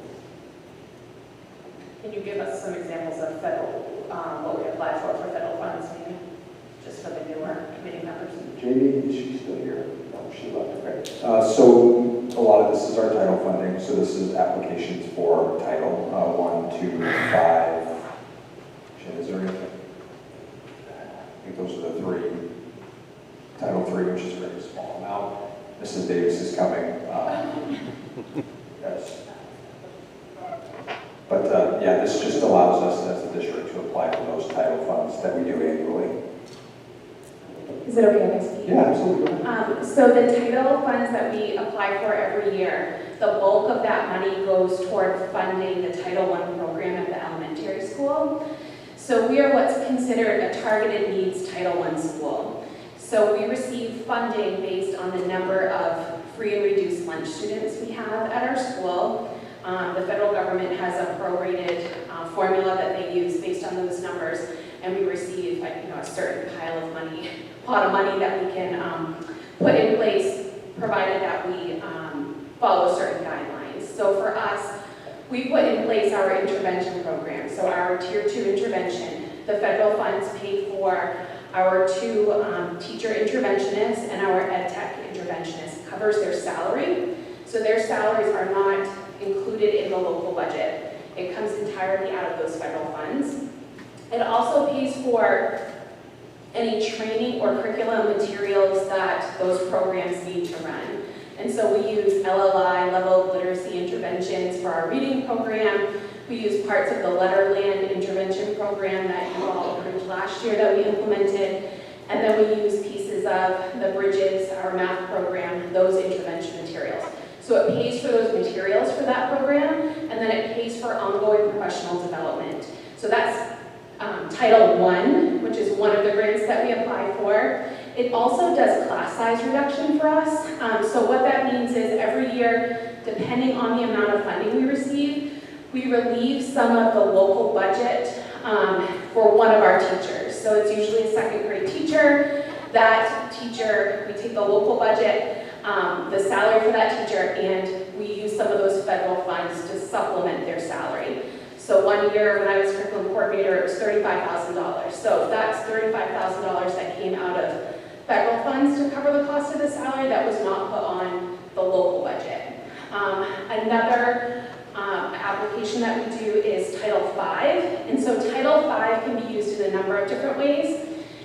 go toward any of the Title I or the Title II monies that we've already spent. So if we needed more money to cover the cost of intervention materials in Title I, we can use it for that program, or we can also use it for interventions and enrichments. So we can look at the high school, the middle school, or the elementary school and design projects that can help support the needs, both enrichment and intervention in all three schools. So the bulk of the money goes to the elementary school. That's why I'm up here. I'm hoping that you will approve us applying for those federal funds and goes toward our intervention program. But depending on what we receive for funding, we've used it for other things as well. And I'd be happy to answer any questions. Thank you. Any other discussion or questions? Thank you, Ms. Davis. That's the first, I've been sitting here for years, the first explanation of some of those grants and federal funds that I've heard. And that's the reason why I didn't want, and I'm not going to vote yes on this. I have serious concerns about the approval process, not the actual use of grants. And as we come off the audit presentation, he talked about compliance. And by voting yes to approve to apply for federal funds, it gives the superintendent the year-long approval, and we will be in compliance with the audit for you to apply for federal funds without any further input or understanding from the school committee. I'm not against you applying for federal funds. What I am saying is that I think it is a reasonable request, or it is not unreasonable request of the superintendent or his designee to simply put that application process, informing the school committee of that application process, whatever it's due. So if you're applying for something, to inform us.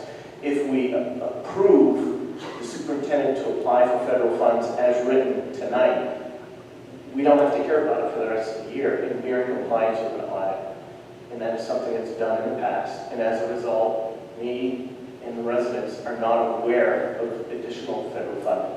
Ms. Davis, that's a great explanation. I would like to have that on a regular basis when there's an application for federal funding. And that is an inherent oversight that I feel us as a committee need to provide you as a superintendent so that we understand what you're doing.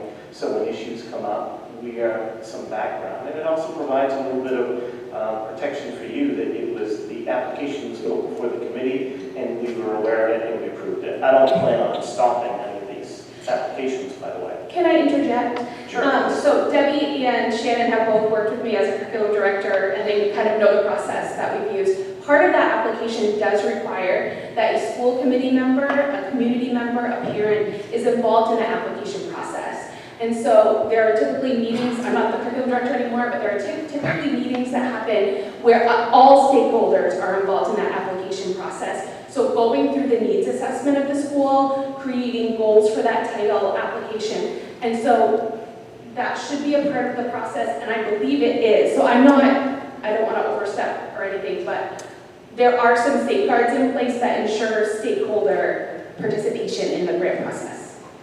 If that makes sense. I think it would be a serious shortcoming to not vote for approval of application of title funds this evening. This is a process that we go through every single year. You heard the audit. The audit got no opinion, no write-up, and this is something that if a school committee member wanted to apprise themselves on, they can. Or we can certainly take recommendations on, like, we'd like to hear about the title funds, and we can work those into finance reports moving forward, but this allows us to do our job. And if we have to bring these on a monthly, we could potentially miss title funding and then have to explain to elementary school parents why there is no title teacher to help their child in reading or in math. And so I just feel like I hear your frustration, but at the same time, this is something that we can easily apprise this committee on moving forward. But to not vote it through tonight would set us up to be unsuccessful in acquiring those funds, which are going to help our kids on August 29th. I would also be happy to put updates about the title grant and how it's working in the elementary school in my monthly board reports too, if that would be helpful. For Mrs. Davis, for clarification, it doesn't say title up on it's a blanket statement, so I think what I'm hearing Mr. Nazian correctly is it's not title specific, and it sounds like on your end, you guys understand that, and this wasn't translated to us in a way that we understood. And so for clarification, who currently is part of the process as a stakeholder on the committee? Because I've never heard of being part of the process, and I just didn't know who's been involved last year. So it would be finance committee members, and it would be myself, it would be Mrs. Perry, curriculum coordinator, Mrs. Davis as the building principal, and we could certainly ask one of the new finance committee members, whoever that happens to be tonight, to be part of that So process. that they've been attending that meeting that she was speaking at? They can approve, they can, look at the way the look at the way that the title fund application is written and then approve it.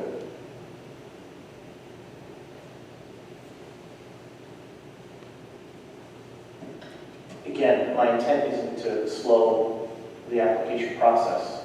My intent is to ensure that we, as a committee, are informed of what we are getting for federal grants or state grants, which is, in the last year, I haven't been able to see in the normal packets that were posted. So is there a process that you can guarantee that we would be informed regularly, at least quarterly, on grants and other funding that the school receives?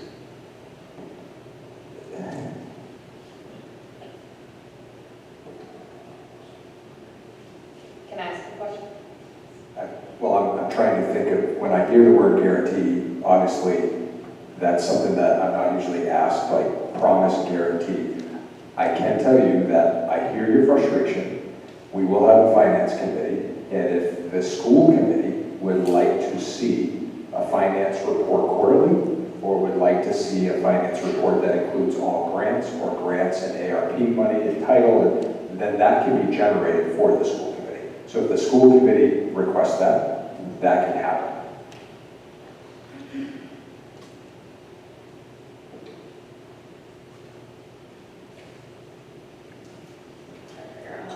Because I think it's a valid concern that's brought up, and I think on a go forward, there could be a process implemented so that one of the finance committee members is brought in and is reported on monthly within the finance committee reports. So I don't know if we need to amend that motion, just with that little add-on there, but is that what I'm hearing you say? If there was an amendment that would put a report, a monthly report in, absolutely. And Or that, quarterly, absolutely. and that one of the finance committee members is involved in that process, is that what I'm hearing you It say? sounds like that's already part of the process, so yes. Can I also clarify, because this doesn't say just title, does this allow all federal funding, so all of the other applications that we aren't involved in? This is for title funds. Specifically for that, should be amended to say that?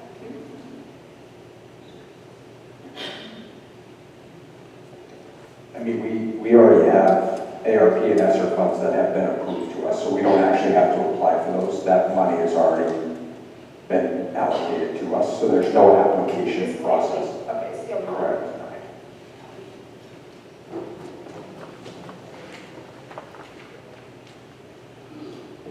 Any other discussion? Yeah, right now we have a first and a second, the motion as presented to move to approve the superintendent to apply for the federal funds. Who did the motion? You can retract your second if you wish. No? Okay. So I'll make a motion to amend this to include that a facilities, a finance subcommittee member attends and quarterly reports of federal funding. Do we have a second for that motion? I'll second that. Any discussion? We talking about a new policy? Well, it sounds like the current policy, I don't have it in front of me, it sounds like it's not being done. I don't have the current policy in front of me. I'll just say, that sounds like a policy that we need to put in, not just a, let's do this and leave it at that.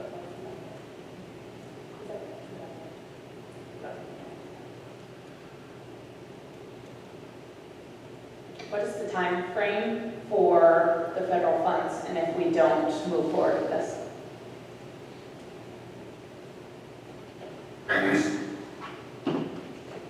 I know that with Title I, the primary fund, that teacher is employed with us currently and starts the school year in August, so I believe it is this month. Am I correct in that, Mrs. Davis?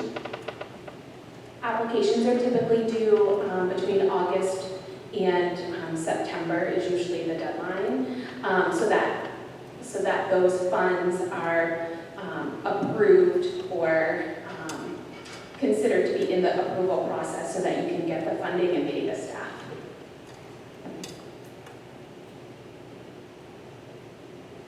I think what would make sense, from where I sit, is that this is approved, and then we'll submit to you the title fund applications, and you can see what they look like, and we can report out on those as a finance committee, versus trying to put something in place that says they're reported out quarterly, or I don't know if there are quarterly reports, but they can be, like, you can review the applications, I can submit those to the school committee for review.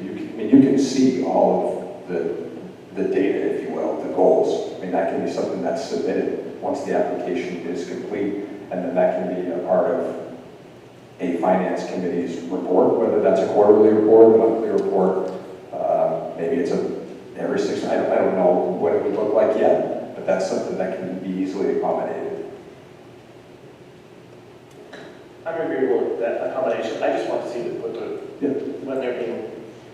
when the applications come forward. Yep, absolutely.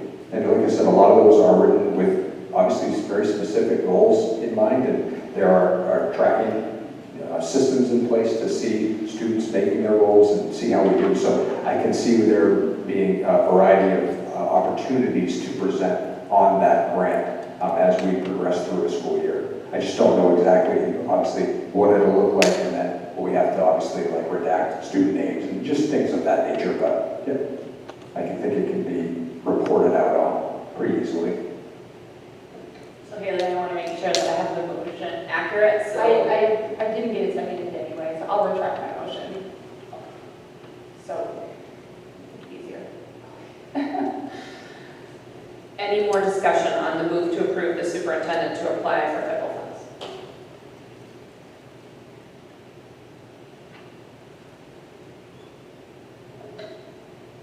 So then that would include approve superintendent to apply for federal funds and provide courtesy copy to the committee. I'd be good with that. Any other discussion? Roll call, Jesse? Yes. Haley? Yes. Brian? Yes. Debbie? I'll abstain because it's a budgetary item. Shannon? Abstain. Chris? Yes. And I'm a yes, so that motion carries. Next up is subcommittees for 2023 and 2024. Did you want to add anything to that, Micah? Excuse me. Obviously, you have the negotiations that was amended in, so you have a negotiations committee. That group is the teachers group this year. We negotiate one unit every year. You have 3 units or 3 bargaining agents. You have your educational technicians, you have your support staff, and you have your teachers. And this year it is the teachers. And then currently, at least the way it's written, there's one certainly has to be filled from spruce vacancy. That is, it is a commitment, and it's somebody that's going to represent us at the regional level.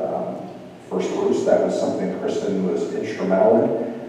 And so you'll have that vacancy, and then obviously you have your facilities, and I think track still makes sense, but I can see that dropping off by the end of the year, most likely. So you have your facilities committee, which will obviously be a very active committee this year. Finance committee, which will be obviously very active. We're going to try to continue to increase our timeline and move up in building the budget. And so really start meeting very early on in the school year. Obviously, I put policy, so your policy subcommittee there, which you all know about. And then tech committee, and you're looking at a variety of things like IT, RFP, internet provider, things like that.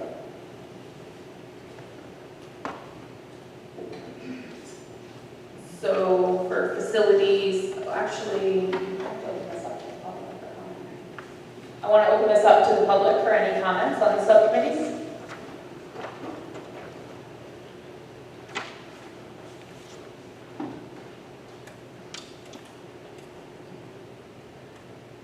Greg Newell, Hermon. The only thing I asked is, I know there are a bunch of track committee meetings last year, but no, I don't remember one facilities meeting. And ignoring the facilities for an entire year, I don't think was a great idea. But if we could just have more than one, that'd be great. Thank you. Any other public comments on subcommittees? Close the public comment. So for facilities and track committee, I'd like to see if Jesse and Haley would continue to do that. Are we gonna have any discussion too?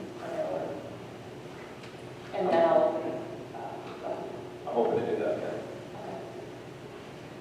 I wanted to know if we could consider adding safety as part of the facilities discussion when whoever has that. Because I think there's, with the SRO being under facilities, I think there are a lot of safety concerns might fall into that budget item too, so. I think that's a great idea. And the reason I really like that idea is I've heard safety committee mentioned a couple of different times in the last few months. And one of my concerns with a strictly safety committee is that it's not always going to be open to the public for a variety of reasons where certain parts of plans don't get shared. And so this would be a great subset where you could have a facilities committee, and then you could have a part of the agenda that's about safety, and you could close the meeting for that part, or you could say facilities is only safety this month, and it will only be for those committee members. So I think that's a great facilities safety versus facilities track, and it makes a lot more sense. Do we want to vote on them all separately or all together? Let's do them. So facilities, track, safety committee would be Jesse and Haley. Do I have a motion? So moved. Second. Any discussion? Paul, Jesse, Yes. Haley? Yes. Brian? Yes. Debbie? Yes. Shannon? Yes. Chris? Yes. And I'm a yes. Next up, and I want to open it up for the public comment for the finance committee. Close public comment. Finance committee, Jesse, and I'd like to see if Brian would be willing to do that. Yes, absolutely.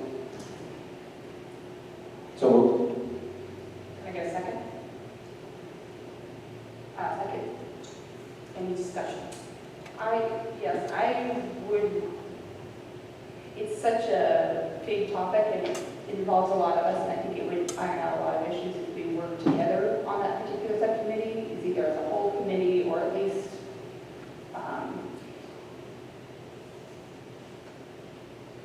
three of us. I would prefer, ideally, I prefer we all work together on that particular one because it involves around budget and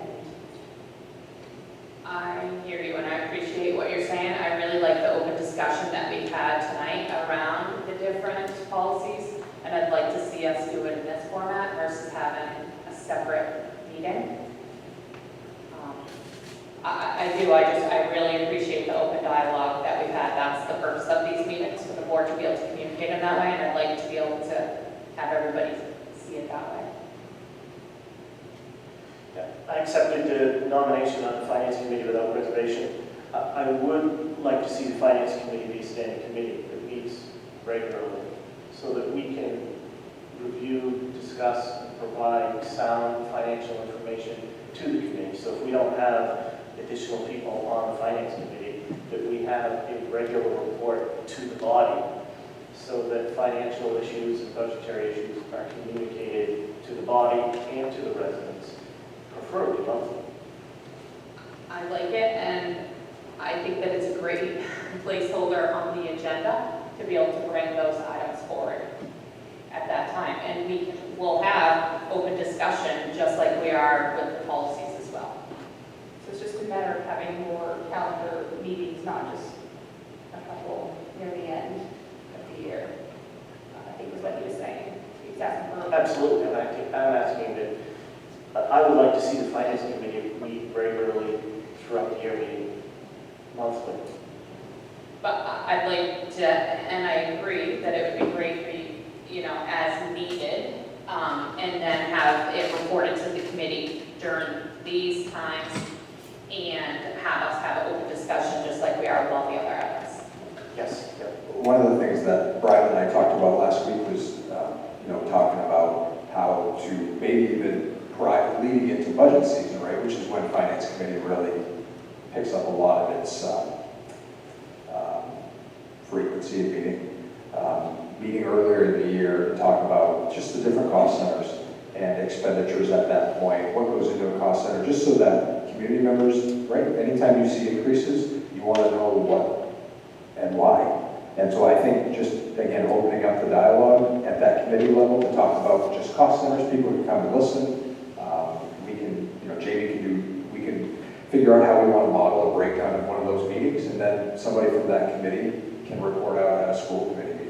I think it's a great idea, and I think it allows the community to be educated, not only the community, but the committee to be educated on where we currently stand moving into budget season, when we then start to really have discussions about positions and finances and expenditures and undesignated funds and assigned fund balance and just all of those big terms that get thrown around that only seem to come up in March. It'd be nice if those were talked about in September, in October, in November. So I like the idea of increasing the meeting frequency, because I think it will give people more confidence in the budget.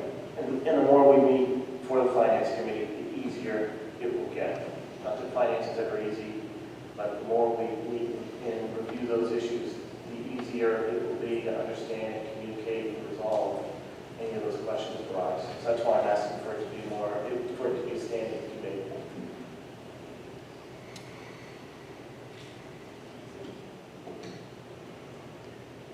So there was a motion and a second to have it be a standing committee outside of this with all school committee attended, or I wasn't asking for all school committee. okay, I just want to make sure Standing that. subcommittee that meets preferably monthly. I believe the motion was for Jesse and for Brian, right? Is that Yes. where the Okay, motion I is? just want to make sure that I Yes, understood. and Brian seconded that. Right? Yes, I second that. That's where we're at. Yeah, and then, any more discussion on that item?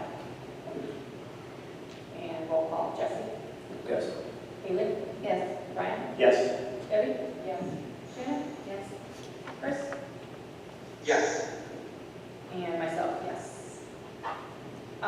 So for policy committee, Debbie is doing that one, and I'd like to do that one with her. If I could have a motion. So moved. A second. Any discussion? Oh, and I want to open it up to the public comments as well for the policy committee. Close public comment. Any more discussion from the committee?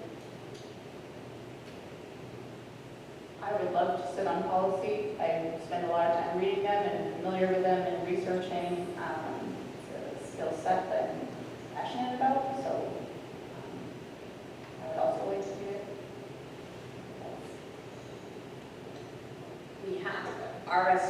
We have to have one of the RSU representatives on it. I am very open to feedback that you have, what you'd like to look at changing for policy. So we'll need to get clarification. I'm absolutely in agreement that they need to be on the policy, but it doesn't take away from one of our seats to be there as well. We oversee the whole school, all three schools, and we need to have a balanced voice there. And so, obviously, our meetings are cumbersome here because we're discussing all these things, because I don't get to have a voice really there, and things I put forward don't get adopted, so I would like to have a chance to. I am saying that I would be willing to represent us for that, and that I'm open to seeing your suggestions that you have. And nothing can get passed within the policy committee, everything has to be brought forward here. I'm not sure why we're opposed to having 3 people on a committee. I know it's to circumvent the supposed COLA thing. I understand that's the goal, but there's no reason that other schools allow, if a committee member shows up, they'll let us at the table and have that discussion. I don't understand why we don't promote teamwork. I heard a word circumvent, and that's not, So then why don't we have 3? We could have 3, but we're choosing to have 2. Can I say something? Yeah. We actually have a contract that has to be equal representation. We have 2 more years left on our contract with you folks, so at that time, I can't commit to it, or you could have 4 people on there. I can't commit to the policy committee at this time. Maybe if someone takes my place, but open up to more people. Actually, Have that equal representation. Madam Chair, as the school committee chair, aren't you you're ex facto member of the committee anyways? Because you're chair of the overall school committee, aren't you a member of all of the committees? Yes. So therefore, we can put it would be a third person because you're an ex facto member of all those committees anyways. Justin? Yeah, I think that the issue is more than 2 showing up, more than 2 committee members show up, it becomes a body that can vote and make decisions. That's the issue with having more than 2 on any subcommittee, is it creates a body where 3 people are formed, thank you, that where people can vote and make decisions without the entire committee there. But I just think if we need to make decisions, committee decisions, we should be making them in a regular session like this with everybody and not having, 3 people sitting to make decisions without other people included, or having the entire committee on. Well, our policy actually clarifies, that no action can be taken as a committee. I understand that the quorum situation is, But if 3 board members are there, they are a quorum. well, technically, if they're there, quorum is 4. But there has to be equal representation, so it's 1 and 1. So the motion on the table is for policy committee, Debbie Koalas and myself. Do we have a motion? And a second? And we'll do any more discussion? Yeah, I just have one more comment. Much like the facilities committee, for the finance committee, I'd like to see the policy committee more active. We've got a policy on our books, it's from 1974. I think it's administration of principles. There are policies in our book that I've been reviewing in the past month that when it's more than 20 years old, it at least needs to go through the policy review process. I understand there is some external influences on that, but internally we need to do our own policy reviews in a fairly timely basis. And when there's policies on the books that are older than me, they probably should be looked at. And there is one from 1960 something, and I don't mean to dig anybody that was born in the 60s, but there's a 60-something policy is the last date on it. I'd like to see the policy committee be more active and look through and work through those updates so they're more up to date and relevant. So I think the challenge, and I agree with you, Brian, but the challenge is that it is very cumbersome to work through policy. And so I felt like we met fairly regularly. That probably can be defined by who's looking at what regular means. But I think the challenge is that when you get into policy committee and you're looking at 3 or 4 policies, then you're trying to bring it to the board, then they get sent back, then they're tabled, then they're approved. It's a very challenging process. And so I think some direction from the board as far as, do you want to see us push through and amend everything that's old? Or do you want to see us take on some of the policies that, and then there's the required, you have to amend this policy this year because laws change. So I think that that's one of the challenges, but I feel like the policy committee is pretty active, but certainly we can make sure that, if we have a target, the committee would like to see us get through all the 67 policies and get those either off the books or amended. We can certainly do that. It's just, a lot of times we're picking them based upon either age, law or what has become a hot button topic. So I think just some direction from the committee overall would be helpful so that we are targeting what needs to be targeted. And again, it's an established, regularly scheduled committee, is what I'm willing to say. Any other discussion? Yeah. And I'd say a lot of times policies come to us from MSA that policies need to be updated. So that dictates is not necessarily the right word, but that projects the flow of how policies are reviewed because they know which ones they've had issues with in different places that boards need to refresh them. And so that's how they come to us a lot of times. So that factors into it as well. Any other discussions on that item? I guess to speaking to Micah and national policy process that we don't actually follow, so a lot of that stuff would be worked out if we did communicate effectively at subcommittee meetings. We wouldn't be sending stuff back, and that's what I'm trying to improve on, and perhaps Stephanie will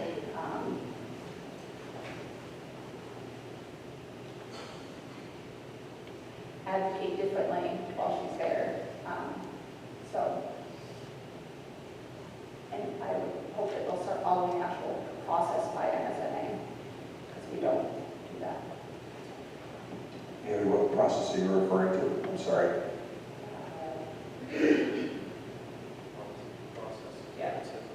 Yeah, there's a policy process, the research, how it allows parents feedback, community input, going over research, and there's several steps involved. If you go back, it gets actually changed there, and then so it doesn't come necessarily. It allows amendments there while you're there and feedback from your community. And we advocated for that, got that changed last year, so they can actually speak now about. So, and you're referring to main school management? Yep, their process. Their outline for how we need to use the policy committee. So what part are we not following right now?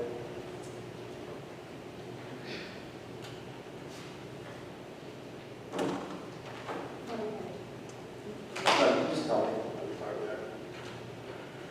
So gathering feedback from parents and community, revising as necessary before it comes to the second reading.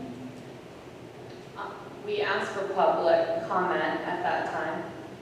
We now ask for it as a committee. We didn't used to, but we do in the meetings too. Like how I was asking for public comment, I just want to make sure.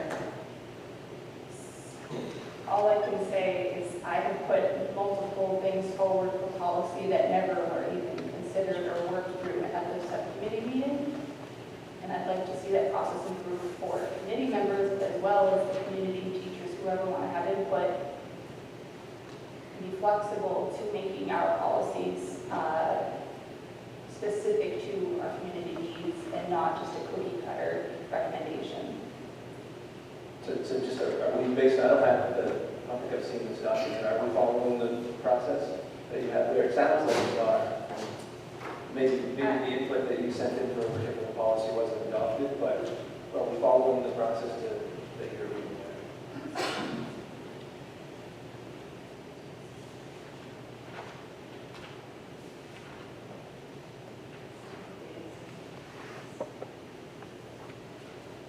In my opinion, we're not.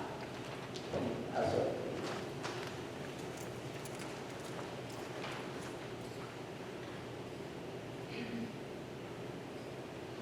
It's a long conversation, Jesse. No, I'm just talking about identifying the needs, new laws, regulations, liability issues, board operation, administrative and staff needs. It's gathering all of this information and working with our communities. We're working with the staff and the community in getting policies that are specific to our school. What I have seen go forward is MSNA hands us something, the lawyers hand us something, Micah puts it forward, they fix punctuation and send it to us without a lot of personal flexibility. But obviously, at the school committee level, like if main school management has a sample policy, and we feel at the committee level that that works for our school, we then put it to you all And if the school committee votes it through, then we consider that to be a successful process. It sounds like you don't, but I'm only submitting what the committee recommends based on what even Maine School Management recommends or what Charlie Woodson recommends. So I guess I'm kind of in Mr. Keith's camp. I don't fully understand how we're not following that process. Madam Chair, we're actually discussing that should be in policy subcommittee. Right. I mean, this is a discussion for policy subcommittee. So I don't mean to shut you off, Bailey, but I asked that we come back to the subject of just putting the subcommittee together so we can take this on as a subject. Yeah. Please. Yeah, thank you. So we're back to the motion of just approving. Any other discussion? Approving myself and Deb to be on the policy committee. Jesse? Yes. Haley? No. Brian? Yes. Debbie? Yes. Shannon? Yes. Chris? Yes. And I'm a yes. Next up is negotiations. And I would like to see Chris and Brian on the negotiations. So Oops, and I want to open it up for public comment. There's something. I'll close public comment. So we have a motion for negotiations for Brian and Chris, and we got a second from Chris. Any discussion on that item? I've said it last year, I will share a little opinion in the near future about the conflict of interest where he was endorsed by the teachers union and he then advocates for things. I think it's a conflict of interest. Any other discussion? I agree with Haley that there is a perception of conflict of interest. It's within our own policy, BCB, appearance of conflict of interest. So there can't help but be teachers union endorse a committee member that then ends up on a negotiating committee that negotiates teachers' contracts. And by his very profession, he provides training of sorts to teachers. It just, if there is not a legal opinion already that there is a conflict of interest, within our policy of BCB, there's an appearance of conflict of interest. I think it's incumbent of us as a committee to do everything possible to avoid any appearance of conflict of interest. And my statement has nothing to do with anything that may have been done in the past. It is this today, putting our committees together, there may be an appearance of conflict of interest. I think we should do everything possible to avoid it. Brian, I would welcome you to be part of this committee with me and be part of the process of ensuring that there is no conflict of interest that plays out in these negotiations. Thank you, Chris. And unfortunately, it's not my perception. It's the residents' perception. If there is any, so I look forward to working you in any format or any setting. But in regards to this specifically, it still, I think, touches on appearance of conflict of interest. I'll just read this came up last year, same item, same issue. From our attorneys, we've discussed your question with the school department's legal counsel. They have confirmed that there's no legal conflict of interest that arises based on what endorsements a candidate for school board receives, and these endorsements do not affect a board member's ability to serve on any subcommittee or committee. I hope that answers or addresses your concern. Please reach out if you have additional questions. So just from a legal standpoint, that's... My comment isn't based on the legal side of it, because I did read through BCB's conflict of interest. It goes down to the third paragraph that has the appearance. Should do nothing to give the impression that his or her position or vote on any issue is influenced by anything other than a fair consideration of all sides of the question. Through the endorsement, it naturally lends to an appearance. That's my opinion, and that's my concern that I'm stating. Any other discussion? Do a roll call for it. Jesse? Yes. Kaylee? No. Brian? No. Debbie? Yes. Shannon? Yes. Chris? Yes. And yes. So that motion carries. Next up is technology, and I want to open up to public comment. Sorry. Sit over here.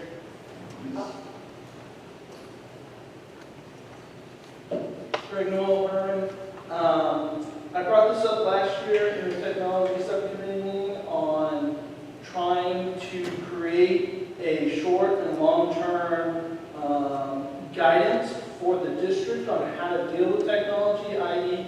how do we plan for replacement of cameras, servers, wireless access points, everything, all that has an end of life, and we don't have a plan in place for the staff of this district to go by and follow. Those bills could come up to some very hefty things, and the federal government might not be there to pay for it this time. So I'm hoping whoever is on the committee will hopefully start this process of creating a short and long-term plan for technology in the district. Thank you. Any other public comment? We'll now close the public comment. For technology, I would like to have Haley represent us on that. So Can I get a second? I'll say that. Any discussion?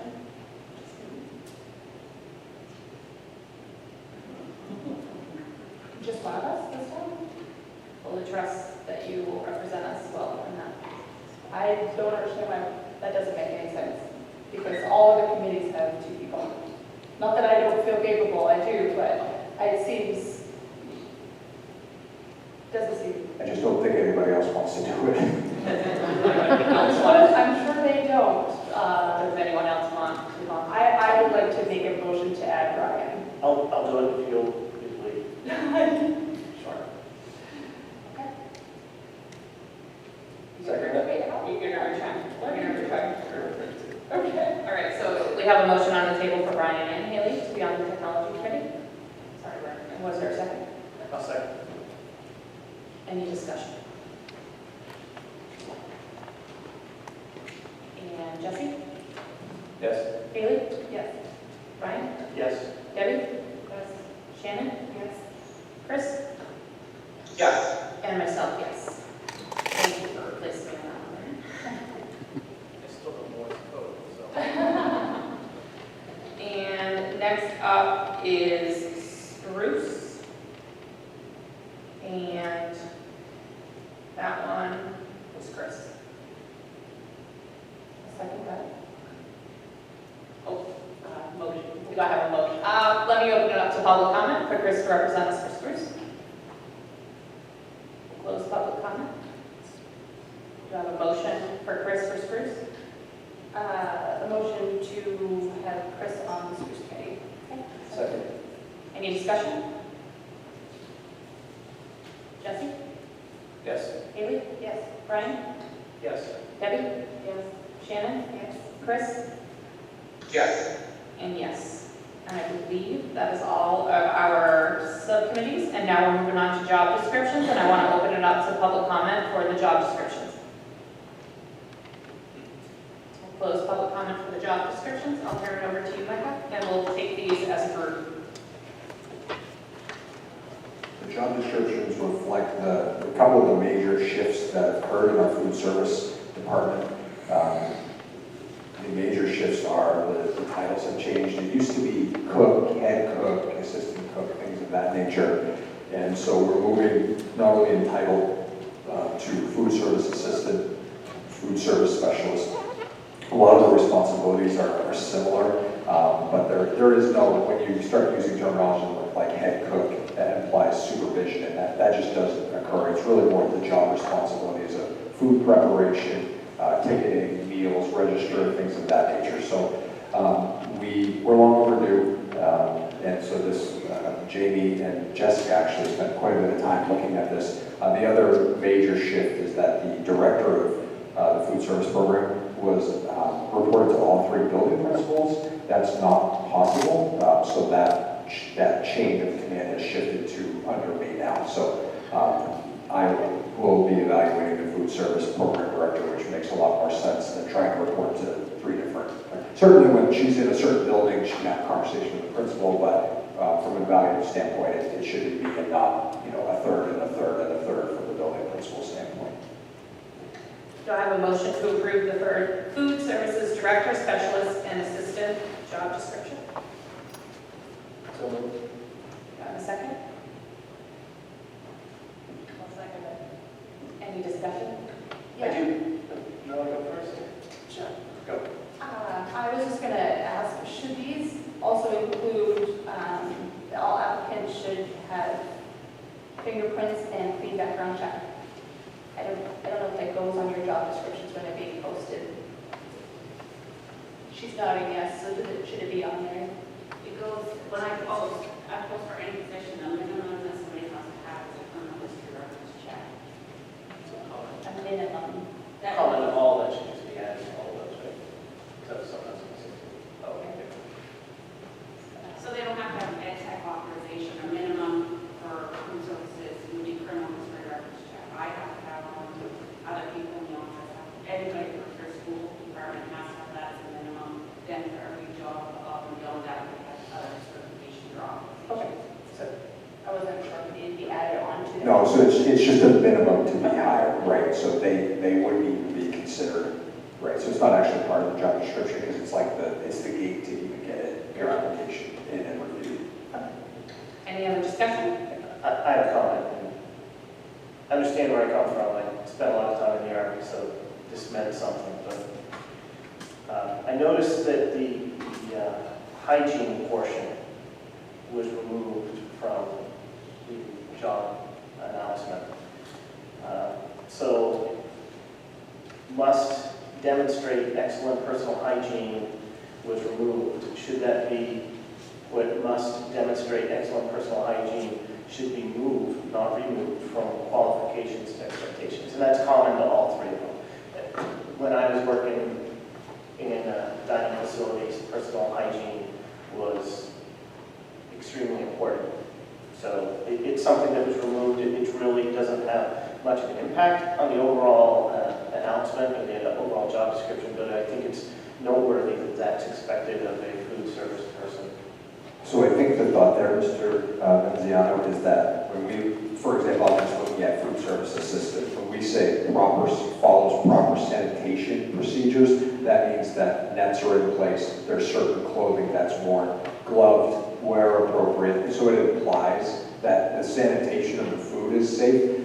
The personal hygiene part gets tricky because you start talking about body odor, or things that potentially have no impact on the actual sanitation of, the cleanliness of the food, but perhaps the comfort level of the coworker.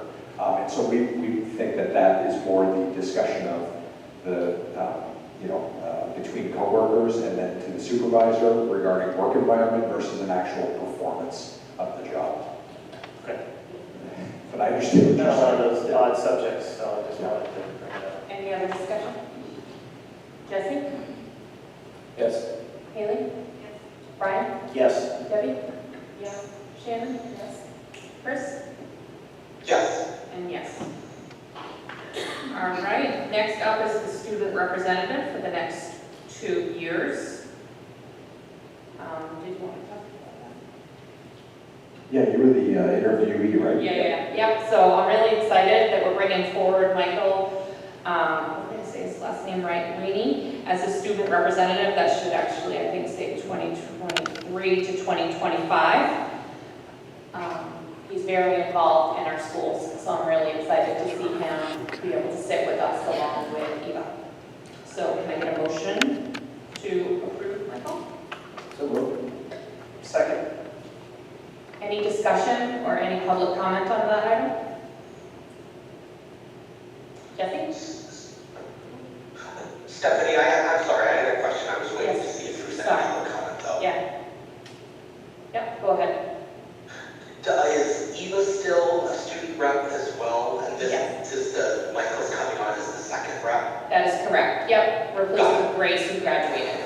So he'll be on for 2 years, he'll be a junior, and then he'll do his senior year as well. Perfect, thanks. Eva will be a senior this year. Yep. Jesse? Yes. Haley? Yes. Brian? Yes. Debbie? Yes. Shannon? Yes. Chris? Yes. And I'm a yes. Next up is scheduled training, and I do know we're coming up to the 9 o'clock, so I think we'll need to have a motion to extend us 15 minutes. I make a motion to extend to 10, just be done with it. Just, I got cold casserole set at home, let's just. Thank you. I second that. Motion till 10. Oh, I think it's 10. Oh, 10 o'clock. 10 o'clock. I was trying to be quicker for you. All right, Jesse? Yes. Haley? Yes. Yes. Yes. Shannon? Chris? Yes. And yes. Thank you, Brian. All right, next up, scheduled training. Sorry, I texted the attorney telling me we're late. And I would welcome the public to come up and talk about the next 3 items. Let's just take them at once. Scheduled training, future school committee meeting dates, and internet provider. We'll open it up for public comment for those 3.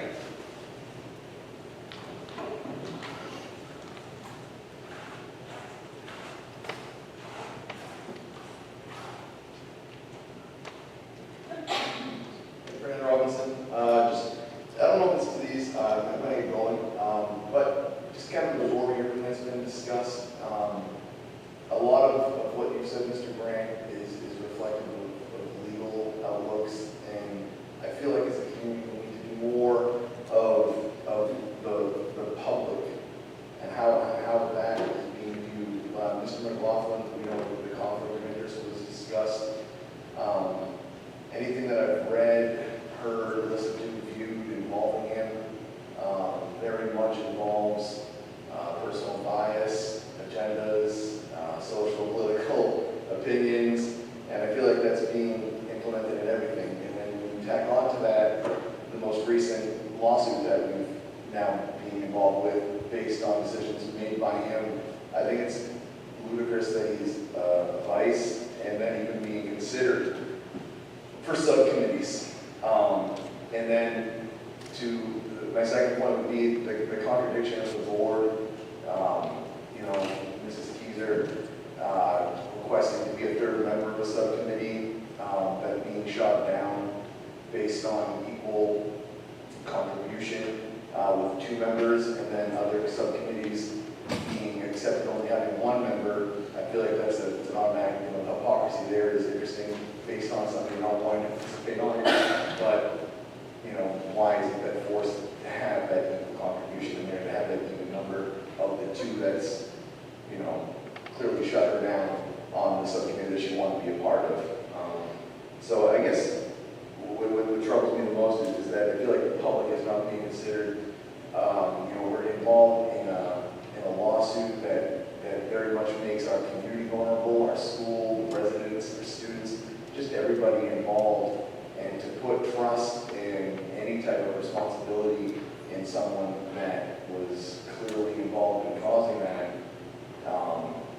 is troubling. I feel like there's a lack of acknowledgement to it at all. It has been mentioned. And a lack of accountability. I'm assuming, Mr. Grant, that you were involved in approving those questions that were sent to the church. And, at some point I'd like to hear that discussed in a meeting, maybe some answers regarding why his questions were approved, why that went forward. And I was really interested in hearing the federal funding wanting to be, by Brian, wanting to be explained further, because I think the school budget that was passed, I haven't really heard anything about the call for the funding for that either, an explanation as to the allocation of funds there either. So I think in upcoming meetings, just answers being given for all those topics is important for everyone to hear, so that we're all on the same page and there's an understanding as to why things are being done. And if you guys as a board feel competent, especially when you're giving someone that just jeopardized everybody in this room in his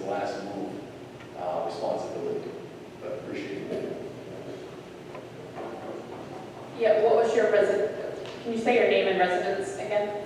Brendan Robinson, back truck. Yes. Thank you, and public comment is open for agenda items of the scheduled training, future school committee meeting dates, and internet provider. Thanks. Greg Newell, Hermon.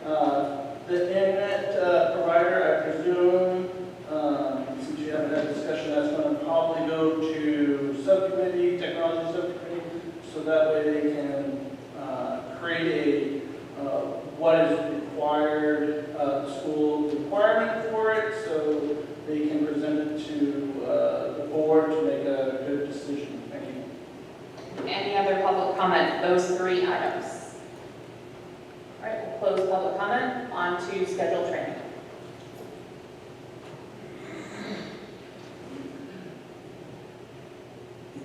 What I would like to do is just make sure that the board is on board with a training for the second part of our board meeting on at the August meeting, just to verify that everyone can be here. And it's really not an actionable item, but just want to make sure that the board is okay with, well, I guess it could be an actionable item, but we'd like to bring in the attorney to do our training like we did last year in August, hand out the materials, and enter into an executive session at the beginning of the board meeting to do the board training at the start.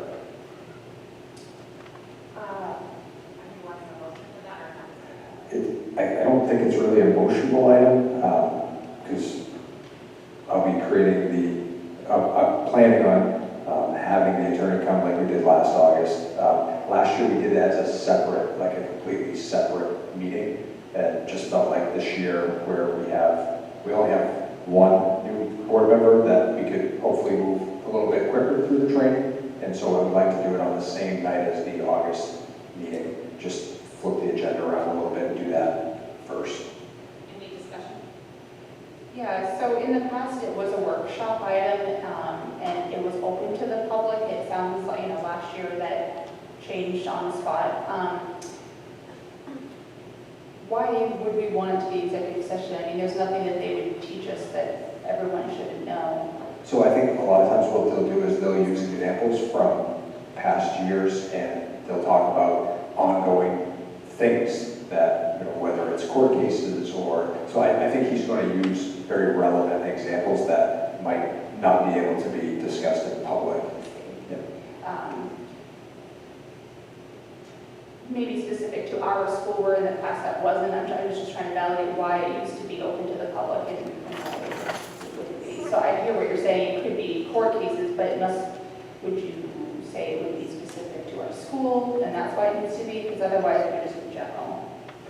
Again, I think anytime you start, if you have a training, I'm not saying that parts of it couldn't be public, but I think in general, it's there's always potential confidential information that is shared in that type of a training with your attorney.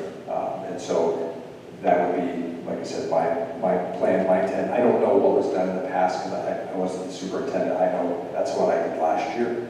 And that was my intent to do the same thing this year.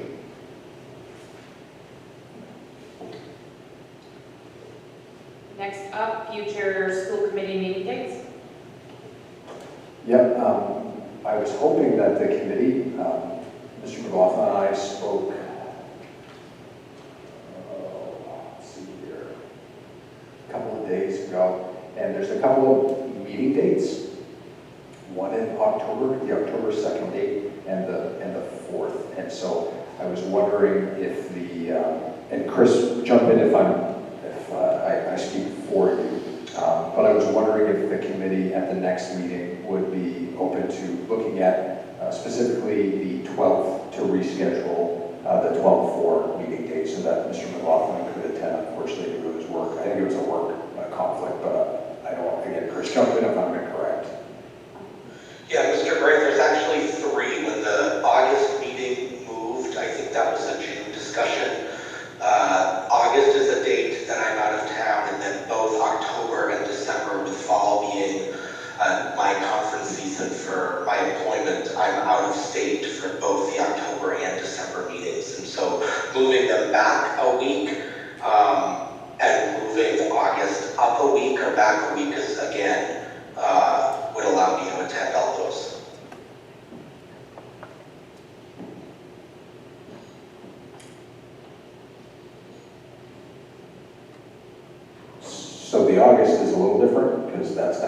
we'd have to take action on that item. My thought was to then, in August, look at those 2 dates for potential new dates. I mean, is Zoom not an option still then, or is, I mean, obviously it's easier in person, but for August, is that? So there are specific reasons why somebody can attend remotely and why they can't attend remotely, and I do not believe that a work conflict is an excusable reason. What are So, you suggesting for August? So the original date would have been August 7th, and I believe last month that was moved to the 14th. And Micah, I can't remember why it was suggested to move the August meeting back. yes, so the original intent in that was typically it's the hiring rush and pushing that date a little bit when we have a couple of the, historically, and again, I have a very small sample size, but last year experienced a massive rush in early August. And so we had an early August meeting and a very late September meeting. And so I was hiring, you gave me authority to do so at the August meeting, but I'm hiring teachers. And if we had had a mid-August meeting, I would have been able to bring those teachers to the board. We are not on pace currently we've done very well from a resignation standpoint. So right now, there would be I believe, as we currently stand, I can get candidates to you for if we were to go back to the original date of August 7th. 7th. Thank you. Yes. Yeah, so for what it's worth, moving those 3 dates, August 7th, and then October 9th and December 11th. That's what you want, October. So you want it August 7th, you said, October 9th, Correct. and December? And 12th, 11th. I don't think it can be the 9th. I believe that's a federal holiday. Can we move forward for August and then come back with the other 2 next month? Mr. Grant, I understand why you wanted to move August. Can we is there an ability for the committee to have a separate standing meeting scheduled late in the month for the August to meet your objectives so we can meet those hiring? If needed. Yes, that's something I could come and say on August 7th. Could we have another meeting on the 28th because I have X amount of, and I might tell you, hey, we're great. We're in great shape, but we can go to September. Yeah. That would actually, honestly, August 7th works better for me, but I think we're going to be in good shape so far. Yeah, So August 7th was the original date, it was only moved because of hiring. So keep the original date that meets Chris's needs, and then if there's a need to review for appointment, why can't we just schedule a placeholder, a special meeting right now, or publish it on August 7th and say that this is when we're going to have a special meeting to discuss hiring only, make the agenda very tight for that specific reason. So do you need motion for August 7th to move it back to So 7th? we would certainly need a motion to move back to August 7th, and then you could make a motion to have a hiring meeting for August 28th, if needed. And then it could just be, obviously, your public comment, and your hiring. You could probably throw in some warrants also, just, there'll be some. Can I get a motion for the August 7th and hiring if needed for the 28th? Sure, make a motion. I'll move. Maybe a Second. Okay. Jesse? Any discussion? Does August 7th work for everybody? I didn't know it moved, so it works great for me. Okay. Yes. Yes. Haley? Yes. Brian? Yes. Debbie? Yes. Shannon? Yes. Chris? Yes, thank you. And yes. All right, internet provider. Yep. I would just like to propose to the committee, like some guidance.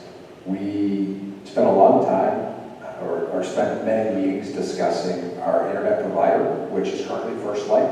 We have a few months left on the contract. The contract expires in December. We conclude a 5-year contract with them. It's very expensive, and I think there's a pretty strong desire to move to the main school library network. I would like the tech committee to review that change.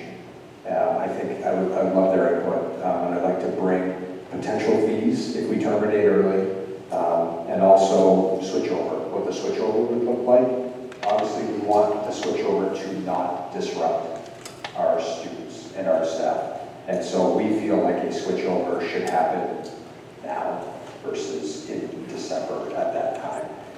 So I'd like to bring this to the tech committee at the end of the month and then bring a proposal for action from that group for the August meeting, now August 7th. Sounds good. I don't think you need a motion for that. I don't need a motion, but I'd love to just hear Any discussion, any yeah. discussion or thought on that. We're going to need a tech committee date. Yep, I don't have it yet, but who's on the tech committee now? You two. So then what we can do is confer via email tomorrow, set a date that works for all three of us, and then reach out to the other members of the tech committee, and obviously round up as many summer schedules as we can, and then give me some time to do a little research into those two big items of fees and switchover. Next item is the reports. I want to do them in a group. I know there's no administrative reports. Mike, I don't know if you had a report, but A through F. I think we've talked about the subcommittees a lot, and it's been good, and we just need to have some next meeting dates before the next school committee meeting. But did you have anything for your superintendent's report, Micah? I have a lot going on in the next 8-9 days. I'll have a little bit of a lull, and then another week before the school committee meeting. As I mentioned in my report, I've got a meeting with a couple of tech providers regarding network and review of our IT, the old IT RFP, which I'll be bringing that to the tech committee. And I have a meeting with Carpenter Associates, I think it's tomorrow, it's this week, to review our old facilities plan. And obviously that was done in 19. So I just want to go through with them and find out how much of the plan is still, what's moved from a category 1 needs to be fixed now. And I have a list of stuff that we have completed. What was category 3 at the time, and now category 1, what's category 5, what's now 3, and then what prices are still valid. I don't think many prices will be valid, but ultimately I would like them to advise me on when I schedule the first facilities committee meeting. I'm coming into that meeting saying, here's the old plan. They say ditch it, do a new one, or they say we have an actionable document that we can take action on with some amendments. So that's one of my big ticket items is getting facilities going this year. And so that was in my report. I just wanted to kind of, if it wasn't clear, what I plan on doing. Any other discussion on the reports? Yeah, so I'm a little concerned where we haven't had a facilities tour, and it's, by law, we all need to see the buildings and know that everything is on the up and up. And will Carpenter be doing a tour to see, because we haven't seen the building in here? Obviously, I trust all the admin to let us know if something's major, but I don't know if they're going to be doing a tour, or we should do a tour with them so we can see. I mean, if there's something else pressing, because I'm sure things change. I think there'll be a lot of guidance in that first initial meeting. I know in the past, what they did was they toured a building and went through the report with the committee members and the building principal. So when they had the first report, I remember that Mr. Gagne came with them. We walked to middle school, and he said, based upon our evaluation, X, check, this is the cost. What do you think, Mr. Grant? I mean, not really. Sorry to cut you off. Yes. You'll decide that you're going to do the tour with them, or you're going to figure that out at your meeting? Okay, so I anticipate them telling me whether the document we even have still holds water, or we need a whole new document. Then I anticipate them saying, we're going to start walking the building, and I'm going to bring that to the facilities committee and say, we're going to start going to the buildings with them, and they're either going to write a new plan, or they're going to amend the old one. Right? I think that's kind of the direction that we're headed in, and then we'll bring that information back to the whole school committee with general information first, and then budgeting, planning, as we obviously progress into the winter season. Does that process timeline make sense?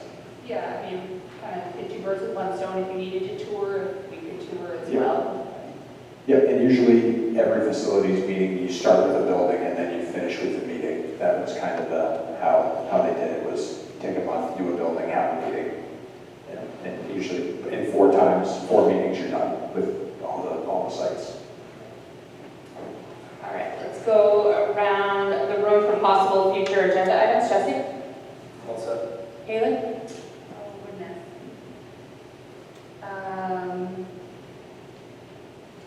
First, I'll say thank you, Stephanie, because a lot of the things on my list are things that you said you were going to follow up on, so I'm glad to hear that. It would be great if the reports could be, we could speak with them, if they could be broken up in case you want to ask questions to the admin about them. Sometimes they're just kind of like as written, and then we can never really speak to the administrators.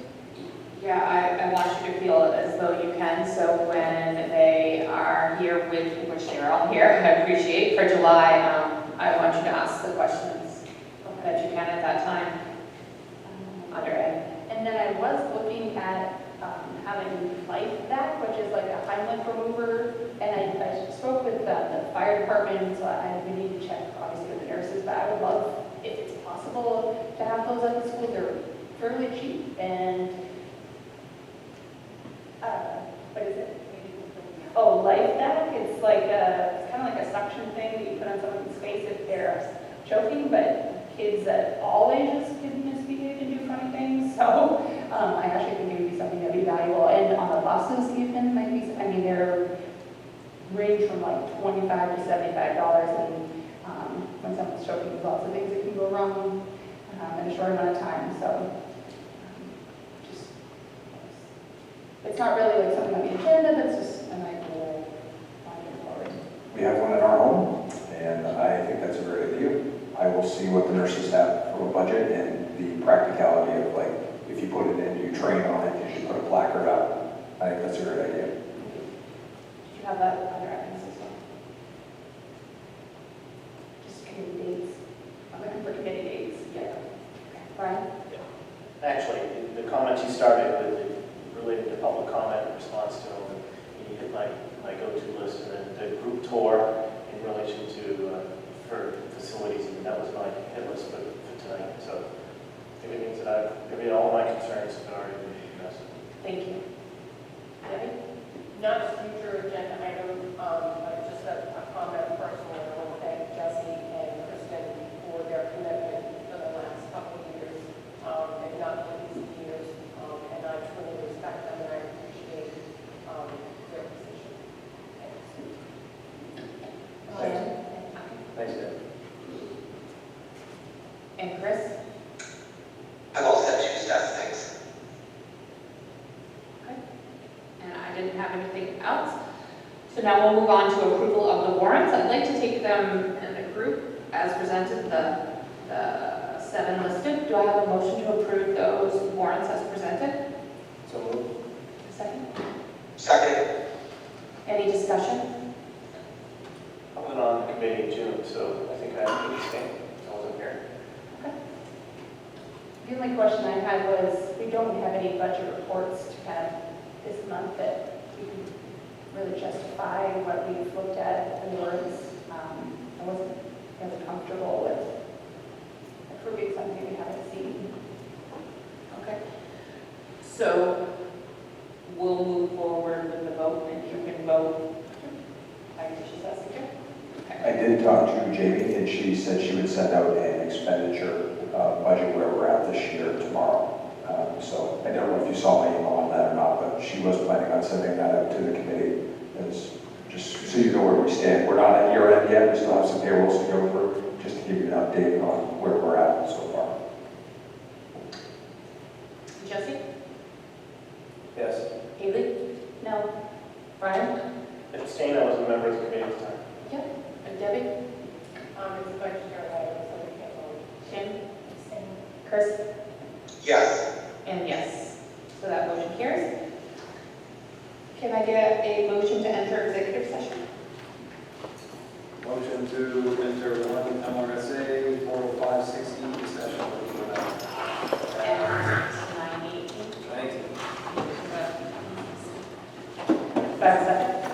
Second. Bessie? Yes. And was there any discussion on that anybody had before? I guess the only discussion I would have is that I've noticed we're pretty vague on what we go into executive session about. If there's a way to, I think isn't supposed to have some sort of description besides legal matter. I do not believe so. I will certainly look into that. I write them how anytime we go to executive session on a legal matter, I run that by obviously the attorney. So I'm writing them how they legally recommend that we do that. But I can check to see if there needs to be I one noticed description. that like the town will always say legal matter regarding Sure. such and such. I'll see if there's any difference or if we can add more or if we're in compliance. Okay. Sure. Yes, yes, maybe. Yes or no? Did you want, or were you making a motion to enter executive? Jesse said yes, yes. Oh, second. I got everybody confused. We're Oh, doing a yes. roll call. Yes. It's confusing tonight because. Yes.